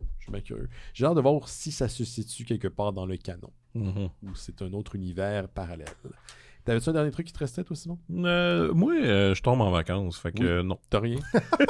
Toi, là. Comme une dernière journée au bureau. Le vendredi après-midi, l'été. Ouais. Je peux parler de 2 bandes dessinées rapidement. Mhm. La première s'appelle... Attention, c'est un nom à rallonge. Là. Ça s'appelle « À la recherche... bon, j'écris tout croche, excusez. Mais ça t'aide pas, là, si tu ne comprends pas ton écriture. Ah non, c'est parce que je me prends plein de notes tout croche. À la recherche d'une maison en fleurs, rêve, espoir et désillusion d'une génération devenue vieillesse. Bernouche. tout un programme. C'est chez Station T qui fait plutôt des genres de livres illustrés, pas vraiment BD d'habitude. C'est une BD reportage, en fait, sur l'autrice qui suit un groupe de personnes âgées dans ses démarches pour essayer de faire leur retraite idéale, c'est-à-dire trouver un bâtiment où ils pourraient tous habiter ensemble, mais chacun avoir leur espace à eux, avec des lieux communs, que ça soit pas nécessairement multigénérationnel, mais tu sais, entre des gens dans la soixantaine jusqu'à des gens dans la 90aine, mettons, puis c'est comme un peu leur démarche auprès de différentes villes, différents projets immobiliers différents, puis qu'il n'y a rien qui marche parce que c'est compliqué, puis il faut, comme personne veut mettre la main à la tâche, puis eux, ils ont des envies différentes, mais c'est comme à tomber dans un moment de ma vie où je dois réfléchir à ça, qu'est-ce qu'on fait avec les personnes âgées. Puis je trouve que ça amenait des idées, des hypothèses intéressantes, tout en me rappelant que est-ce qu'on n'est pas préparé en tant que société à tout ça, parce que c'est ça. Moi, je projette là-dedans, là, déjà. Là. Oui, c'est ça, mais c'est parce qu'en fait, on se projette pas assez. C'est comme tout le temps figuratif, mais on n'a pas... C'est comme la mort, tu sais. Comme on est mal équipé en tant que société pour quelque chose que c'est certain qui va nous arriver, mettons. On sait pas comment en parler, on sait pas comment gérer ça, on sait pas comment... gérer la paperasse, juste la paperasse, tu sais.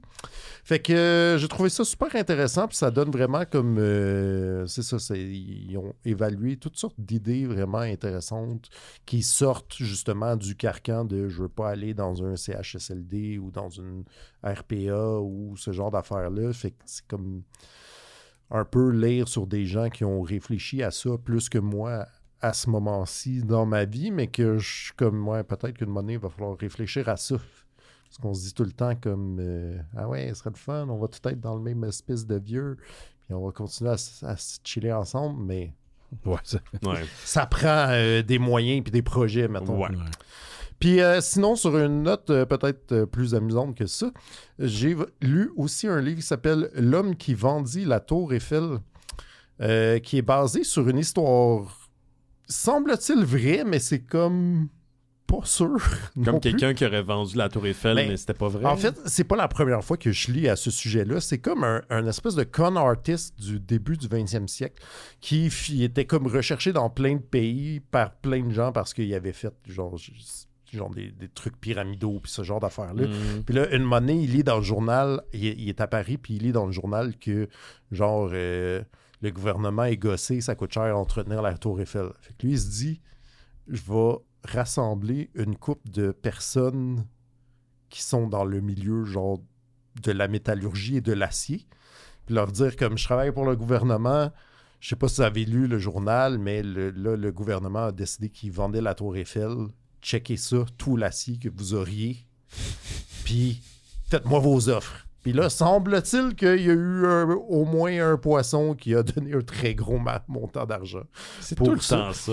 Fait que c'est vraiment l'histoire, puis tu sais, comme le livre, là, il est super dynamique puis explosif. Puis c'est comme vraiment, encore là, un gars qui est explosif d'idées puis d'idées de marbre pour crosser des gens. Là, mais c'est comme, le livre est fait de façon très dynamique, puis c'est comme, t'embarques dans sa combine, genre. Tu aller vendre un monorail par la suite à Springfield? C'est vraiment le même genre d'affaire, mais comme si c'était dit, je vais viser tellement gros que quelqu'un va mordre, tu sais, puis ça a marché. Mais tu sais, à la fin du livre, t'as comme un petit document historique, puis c'est comme, on a ce gars-là, tu sais, puis on a des histoires, mais là, si on cherche où ce qui serait né, comme les records, on le trouve pas, puis tout, on sait pas s'il existait pour vrai, on sait pas si nous-mêmes on est en train de se faire avoir par une histoire inventée, mais en tout cas, rendu là, plus personne ne saura la vraie vérité, mais c'est quand même une histoire. Il a jamais été attrapé, tu veux dire. C'est Tommy Wiseau. C'est Tommy Wiseau. Mais non, mais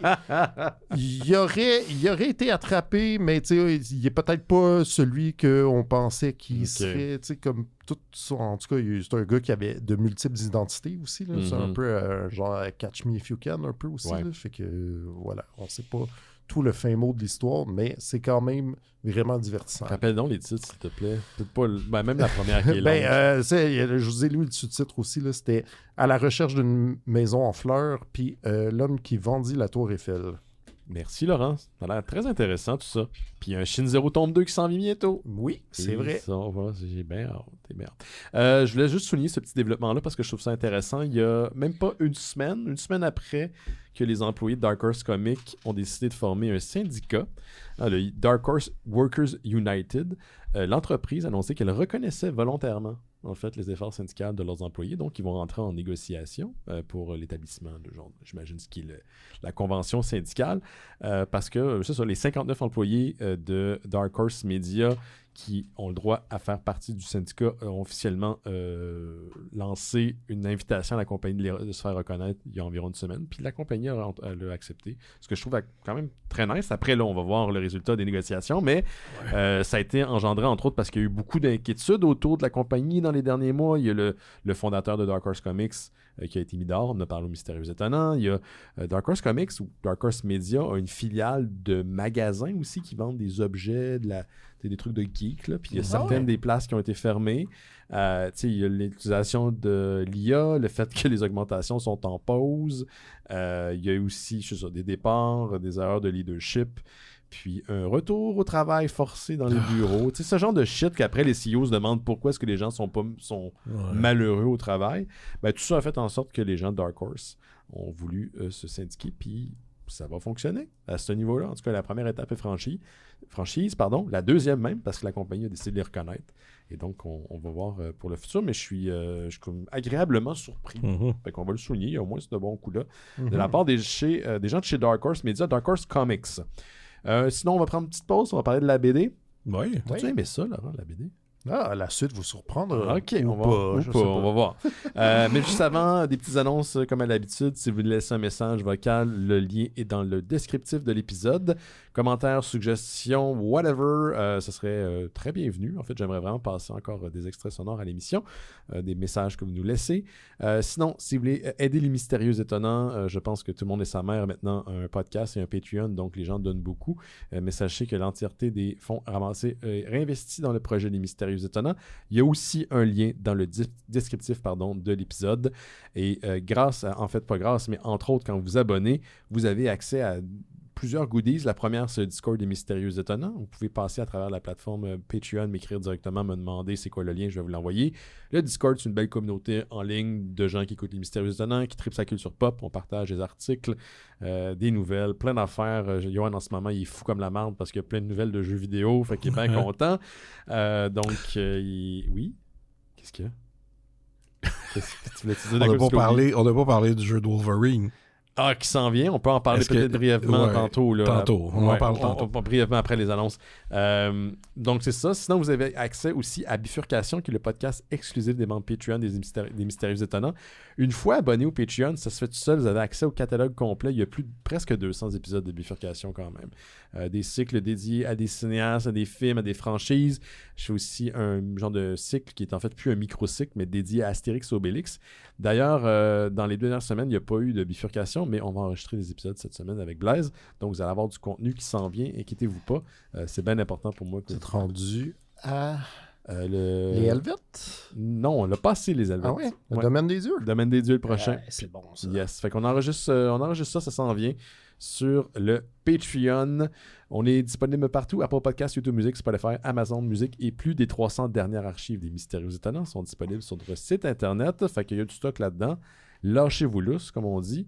On est également sur Facebook, Instagram. C'est sûr que si vous m'écrivez à travers cette plateforme-là, je vais vous répondre, mais moi, l'Internet, surtout les médias sociaux, j'en ai un petit peu rien à chier. Fait que c'est vraiment par le Discord que j'interagis directement avec la communauté. Puis merci à tous ceux et celles qui donnent au Patreon. C'est excessivement apprécié. En fait, sans vous, on ne peut pas garder les lumières allumées. Ça paraît pas, mais ça coûte de l'argent. Faire un projet comme les Mystérieux. Jadis, c'était peut-être possible de le faire sans subvention. Mais là, on a besoin de fonds. Donc, merci à tous ceux et celles qui donnent et qui continuent à donner aux Mystérieux. Puis le fucking trailer, il était malade de Wolverine. Oui. J'ai rien vu, racontez-moi. C'était violent. Hey, en tabarnak. Tu sais, j'étais là, est-ce qu'il va y avoir une option de... Juste réduire le sang, parce que Oui. c'est comme Mortal Kombat level. Là. Oui, Wow. mais sans cesse, ça arrête pas. là. Ouais. Mais non, ça va être quelque chose. Les mécaniques semblent être similaires à celles du jeu de Spider-Man. Ouais, c'est ouais. Insomniac qui fait le jeu également. C'est ça qui me fait chier. Il va être exclusivement disponible sur PlayStation 5. Je veux qu'il vienne sur Xbox. Je veux jouer sur Xbox. Je m'achèterai pas une Play 5 finalement. Non, je peux je pas acheter juste pour ça. Il y a 2 jeux qui seront transposés sur Xbox. Spider-Man 2. Même le 1. Allez-y avec le 1, 2. Ouais. Je vais les acheter. Puis Wolverine. Ça a l'air fou. Sorti en septembre. Ouais. Personnage, c'est confirmé de d'autres personnages de Marvel qui vont être là. Oui, on a Jean Grey, au moins. Mm-hmm. Puis Leech. Leech est là. Ouais. It's not your grandpa Wolverine. Ouais. Ça a l'air d'être vraiment excellent. Mais oui, ça sera pas pour les enfants, ça c'est certain. Non. Mais allez jeter un coup d'œil. La bande-annonce dure une couple de minutes. Là, Ouais, ben c'est plus un genre d'une scène, puis Oui. après quelques autres images. Là, Oui. mais ouais. Mais on peut quand même apprécier il y a du gameplay. Il y a des scènes tu sais, qui Ça, se coupent, là, mais... C'est similaire à ce qu'il avait fait pour Spider-Man, le premier, où il y avait une scène que tu voyais comment que ça allait être le gameplay, puis les cinématiques, tout ça. Puis non, ça...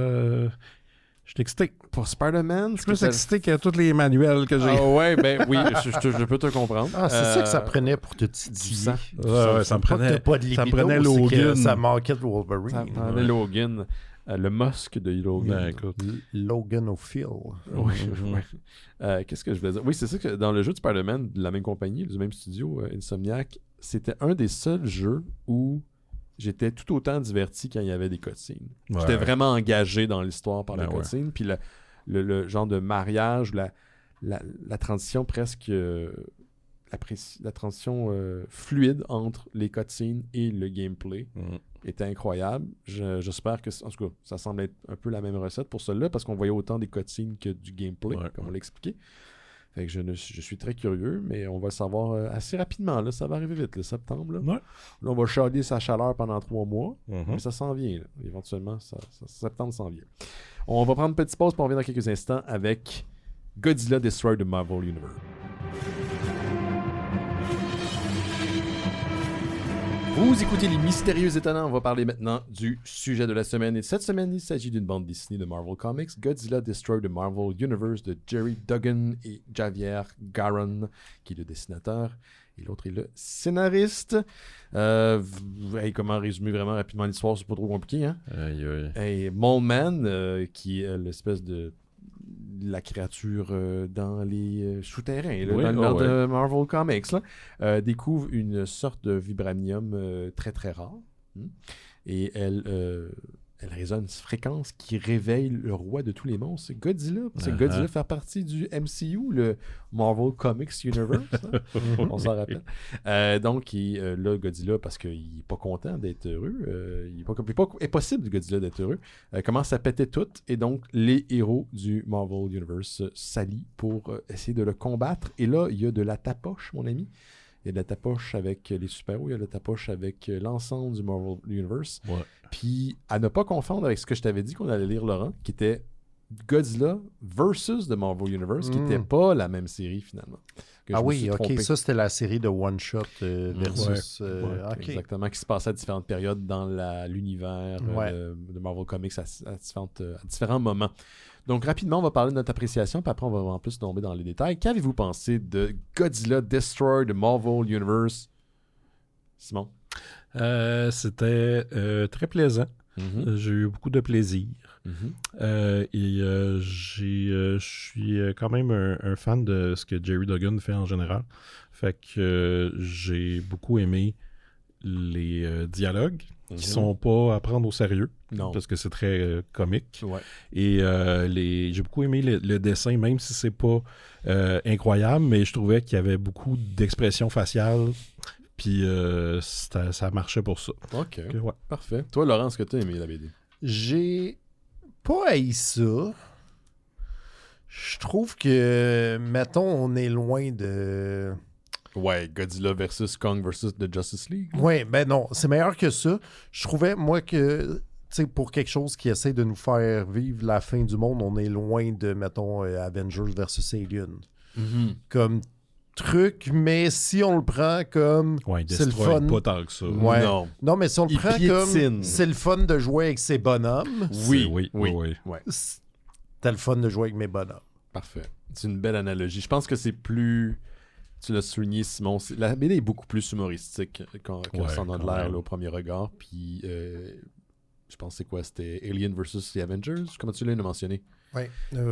C'était assez sombre, là, cette série-là. Là. On s'entend que l'humanité a été complètement ravagée. Oui, exactement. Moi, j'ai... Faut que je le lise. Oui, c'est bon. J'ai pas lu encore. Tu devrais, c'est très bien. C'est Jonathan Hickman qui l'a écrit. On en a parlé à l'émission. Hey, moi, j'ai aimé ça. Ouais.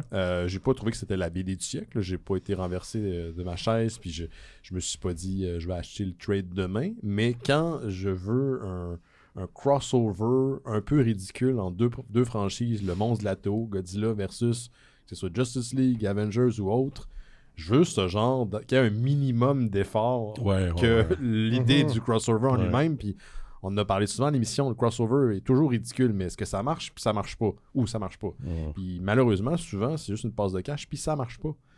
Mais là, je trouve que ça fonctionnait, puis on dirait que Jerry Duggan, pendant qu'il écrivait, ou peut-être avant, il s'est mis une petite boîte avec des notes. Puis il s'est dit, à un moment donné, je veux une scène où Magneto utilise Wolverine comme une drill dans Godzilla. Il y a plein de... Ça, highlight coming. Oui, quand même. Puis il y a plein de petites séquences comme ça où j'ai trouvé que c'était le fun. Puis comme tu l'as dit, même dans les dialogues, c'est juste le niveau un peu ridicule d'échange, Au bout de la conversation, le ton est très à la rigolade. Fait que ça fonctionne quand même bien. Puis même ils ont même glissé du voyage temporel là-dedans de Marvel 2099. Puis c'était du gros comique qui se prenait pas au sérieux, puis c'est pour ça que j'aimais ça. C'est ça, t'as jamais le sentiment que ça va être la fin du monde. Non. Tout ça. Puis même New York est pas tant dit tout ça. Non, c'est ça. Mais c'est vraiment... c'est plus un Godzilla des années 70, là, mettons. Ouais. C'est quoi, quelle période, là? La fin de la Shoah. Vous le connaissez, vous êtes kaiju connaisseurs. C'est le Godzilla de Godzilla versus Megalon. Je vois pas mal ça.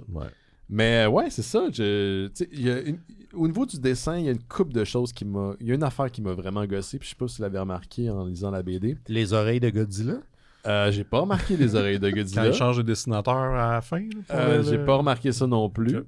Ce que j'ai remarqué, c'est qu'à plusieurs moments, les personnages adressent de quoi hors cadre, alors qu'on le voit pas. Mais moi, ça m'a comme dérangé un point, parce qu'on dirait qu'ils savaient pas comment faire le setup pour la structure, la composition. Okay. Fait qu'ils font référence à, mettons, là je dis n'importe quoi, mais Godzilla fait ça. Puis là, la page, prochaine case ou prochaine page, puis finalement, on est rendu déjà plus loin. Ça va vite. Ça va vite.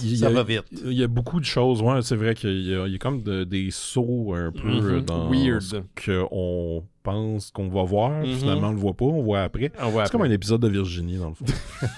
Il y a un build-up, puis là, finalement, l'épisode du lendemain, c'est quand il s'est passé ça finalement à la fin. Ben, j'ai trouvé ça drôle aussi que dans Godzilla, comme on dit, la BD s'appelle quand même Godzilla, mais c'est pas le même Godzilla d'un dernier numéro. T'as pas dessus, ça c'est une référence d'Epcot à Virginie. C'est quoi quand Chantal Chantal Fontaine devient un autre.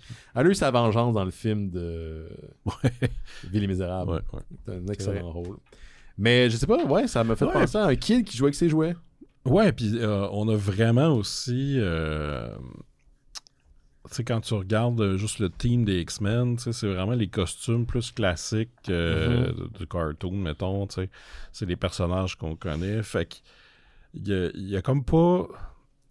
C'est vraiment pas dans la continuité, là. Tu peux lire ça, puis il faut juste avoir une idée des personnages. Oui, c'est ça, c'est très général. Parce que là, tu as aussi Miles Morales qui est là, puis... T'as Spider-Gwen aussi qui est là, que j'ai vu dans... Ouais, rapidement. À un moment donné, il y a toutes les Spider, quelque chose. Moi, ce que j'ai aimé, que j'avais jamais vu avant, c'est au tout début, je me rappelle plus c'est quoi, c'est les Fantastic Four au début, et qui sont comme, on va faire de quoi contre Godzilla, puis j'ai déjà oublié c'est quoi, mais ça foire lamentablement. Puis là, la face de panique de Reed Richards. Oui, j'ai noté. Parce que ça, j'ai jamais vu ça. Puis là, après, avant, il genre, sue, là. Oui, il sue. Puis il est comme, tout le monde, fermez vos crises de gueule. Genre, je veux pas entendre un traître mot. J'étais comme ça. Cette réaction-là de Mr. Fantastic, du jamais vu. Il est très, très expressif, en effet, ce Reed, dans la BD. Oui, il se retrouve par accident dans une Pocket Universe, dans le Negative Zone. Ah, ouais. Ouais. C'est ça, ouais. Ouais, il y a ça. Puis aussi, j'ai aimé quand... Parce qu'à un moment donné, on fait un saut dans le temps, 2099. Puis, je pense, tu sais, on voit un gars avec un costume des Fantastic Four, puis tu te dis, OK, c'est genre vieux Reed. Ouais. Mais finalement, non, c'est vieux Johnny Storm. Ouais. Un bon punch. Puis là, j'étais comme content. Parce Puis, puis on voit un futur du MCU, le Marvel Comics Universe, où tout a été ravagé par Godzilla. Oui. Puis donc, il y a une intervention de Johnny Storm du futur pour essayer de retrouver sa famille dans la Negative Zone, dans le passé, pour les envoyer dans... Tu sais, il y a comme un truc très...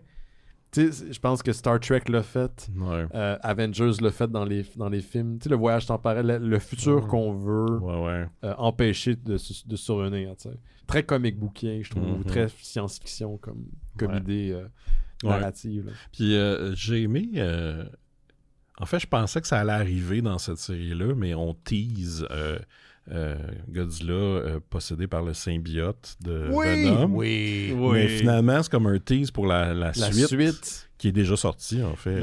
Infinity War, je crois. Parce que moi aussi, au début, j'étais comme, quel rendez-vous manqué qu'il l'ait pas fait. C'est comme, on l'a échappé belle. On a tenu Venom loin de Godzilla. Moi, j'ai pensé à toi, man. J'ai pensé à toi. Je suis comme, on voulait voir ça. Pourquoi vous nous ôtez ça? On voulait voir ça. J'étais content à la fin. Genre. Ouais. Non, c'est ça. C'est comme des petites... Étonnamment, je trouve que Godzilla fonctionne très bien dans le MCU. C'est une menace qui est plausible. Ouais, c'est ça. Puis c'est le fun de voir toutes les espèces de tropes qui viennent avec tous les personnages qui vont utiliser, ou pas les tropes, mais tous les outils ou les spells qui existent dans le Marvel U, les espèces de bandanas de Doctor Strange, je sais pas trop comment appeler ça, ce qui a rapport avec Juggernaut, là, mettons, là, puis c'est quoi, il y avait d'autres, mais tu sais j'ai trouvé qu'il y avait quand même une certaine paresse à genre les Pym Particles, ça marche pas. Ça c'était un peu pourquoi ça marche pas? C'est ça, il y a bien des affaires qui marchent pas. C'est juste comme Godzilla il est trop fort pour ça faire. C'est sa carapace, je suis comme faut trouver une raison là, mais là au moins on a eu Hulk géant, contre Godzilla. Ça, moi j'avoue qu'il y a une belle scène là, je l'avais trouvé super cinématographique, où t'as Bruce Banner sur la plage avec une seringue remplie de Pym Particles.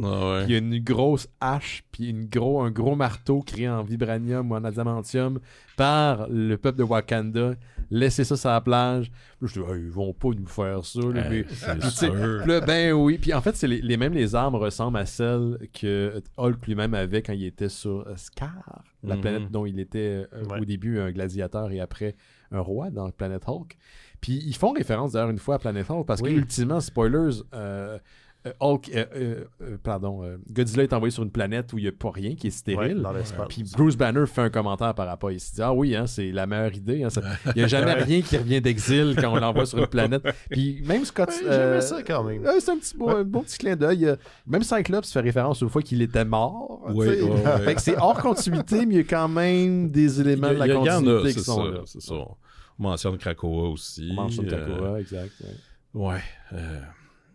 On vise beaucoup les yeux, Godzilla. Ouais, puis je me souviens d'une scène où on a Tony Stark qui est comme en train de se battre, puis là, il dit, là, j'étais un peu occupé, puis là, c'est Black Panther qui l'appelle, puis il dit, ouais, mais on est en train de construire un costume.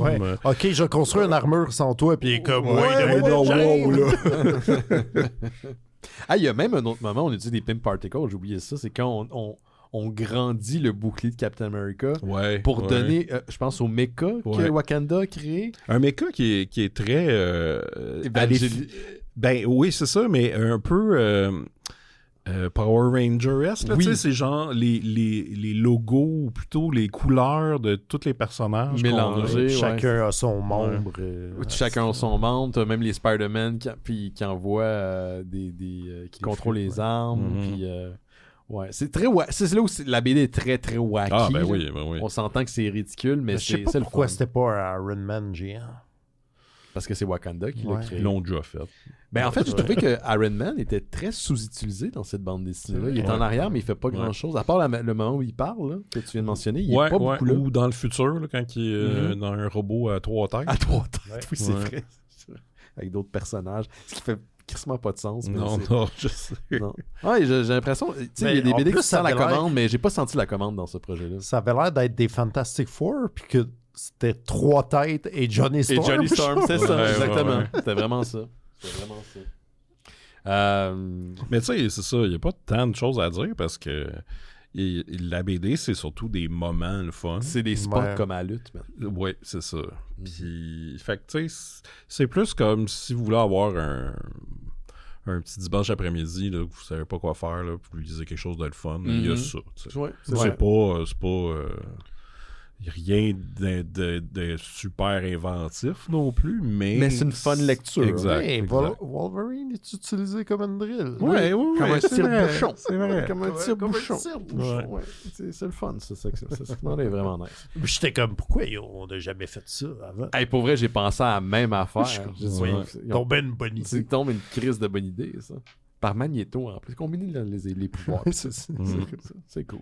Puis, tu sais, même Cyclops, il peut utiliser entièrement ses pouvoirs. Il est mis dans une pièce, Ouais. dans le mecha, où il fait juste enlever son viseur. Puis, il peut comme directement tirer comme à pleine volonté. Puis, son énergie va être réutilisée. Tu sais, il y a des belles petites idées comme ça ici, Ouais, là, ouais, qui ouais. sont bien sympathiques. Ouais, puis aussi, j'aimais que, tu sais, pour avoir vu les films de Godzilla, tu sais, quand il bouge, il donne des coups, c'est pas super... Tu sais, il y a des petits bras. Là, c'est ça bouge pas tant que ça. Mais là, dans la BD, tu sais, il y avait vraiment un dessin qui montre le mouvement que ça peut faire. Puis, tu sais, quand, mettons, Godzilla donne un coup avec sa queue à Thor, ben là, Thor, il revole en Il revole en tabarnak, puis sacrament, on man. voit comme le mouvement. À un moment donné, je pense qu'il donne un coup à Hulk, mais genre... J'avais de la misère à comprendre, mais c'est parce qu'à un moment donné, j'ai fait « Ah, OK, c'est parce qu'il donne un coup de poing vraiment puissant. Fait que j'étais comme « Ah, OK, c'est le fun de voir Godzilla vraiment comme bouger très Ouais, moi, à un point vite, où là. j'étais comme, il est pas capable de faire Ben, ça. c'est ouais, c'est ça. Quand il y a un bout, justement, avec le Hulk géant où il tord la jambe, là. Comme C'est pas dans clair, deux ce bout-là, sens, ouais. là, genre. Non, mais j'étais comme... Godzilla, les mains à Godzilla, ils Ils sont pas si ouais. préhensils. Ils sont trop que proches ça, de lui, là. là. Il est tout le temps comme un peu... J'aime aussi comment Petit il bras de envoie, T-Rex. Godzilla sur une autre planète. C'est qu'il est attaché au marteau de Thor, puis là, ils l'ont envoyé dans l'espace. Fait que là, Thor se téléporte sur l'autre planète grâce à Magic, je pense. Ouais, Ouais. ouais. Puis il fait « To me, my hammer! » Puis là, l'hammer s'en vient vers lui. Fait qu'il traîne Godzilla avec lui. Si c'est des idées de même, j'étais comme « Ah, c'est drôle. C'est très, Ouais. très jouer avec mes petits bonhommes, puis utiliser au maximum les pouvoirs qu'on peut en tirer. » Moi, j'ai rien d'autre à acheter. Je pense que... Moi, pour vous, est-ce que vous voulez le recommander? Ah, ben oui. Oui. Moi, Toi aussi? Parfait, moi aussi. Allez, Ouais. on va finir ça avec une bonne note. Ouais, C'est cool, puis ça. je vais lire la suite aussi, Mhm, parce je que suis je suis curieux. Il y a C'est plein de sorti covers. déjà? Ouais, ouais. Ah ouais, ok. C'est ça en entièreté que c'est sorti? Je sais pas si c'est... peut-être qu'il reste un numéro, là, mais... Ok. Parce que là, spoilers, mais il est possédé par le Venom. Ouais, Et ouais. Knoll est là, le Ouais. roi de tous les symbiotes. Ouais. Et il va y avoir de la Je suis tape. quand même, ouais, ça va être le bordel. Mm. D'ailleurs, en passant, as-tu vu que Chip Zdarsky allait écrire les Avengers? Non, Ça j'avais s'en pas vu vient. ça. C'est le Ok. prochain auteur de The Avengers. Ah Ouais. ouais. Ouais. J'ai vu qu'il faisait un nouveau titre Avengers aussi, là, qui ramenait les Defenders avec Wolverine puis Oui, Spider-Man c'est lui aussi, que là. j'ai vu. ouais. Ok, fait que c'est Chip Zdarsky. Chip Zdarsky, Ok, ouais. ok. Bon, Les ben, Defenders de la mort, Netflix, là. là? Ah, Oui, pas de différent. Netflix. Ouais, Cette ok. série-là n'a jamais existé. Là. OK. Ben, Ben, t'as pas super. écoute, tant qu'à entre ça puis la série solo de Iron Fist. Oui, Bon choix, c'est fait, ouais, c'est ça. Mais vous vous souvenez pas de la série d'Iron Fist? Tout le monde aime Iron Fist. Voyons donc, on est content. Merci Simon. Mais bon été. Ben merci. Puis merci Laurent. Merci. Puis merci à vous à la maison. Et faire un J'ai tour. pas un bon été, moi. Ben, c'est parce qu'on verra pas Simon avant le début, fin de l'été. C'est pas parce qu'on va se voir que... Mais moi, j'ai appris que dans mes relations, il faut que je prenne les gens pour acquis pour que ça fonctionne. Ah ouais. Okay. C'est ça, pas la clé des relations. Oui, c'est vrai que ça marche. Exactement. Puis on se voit la semaine prochaine. Faites attention aux autres. Bye. Ciao, bye.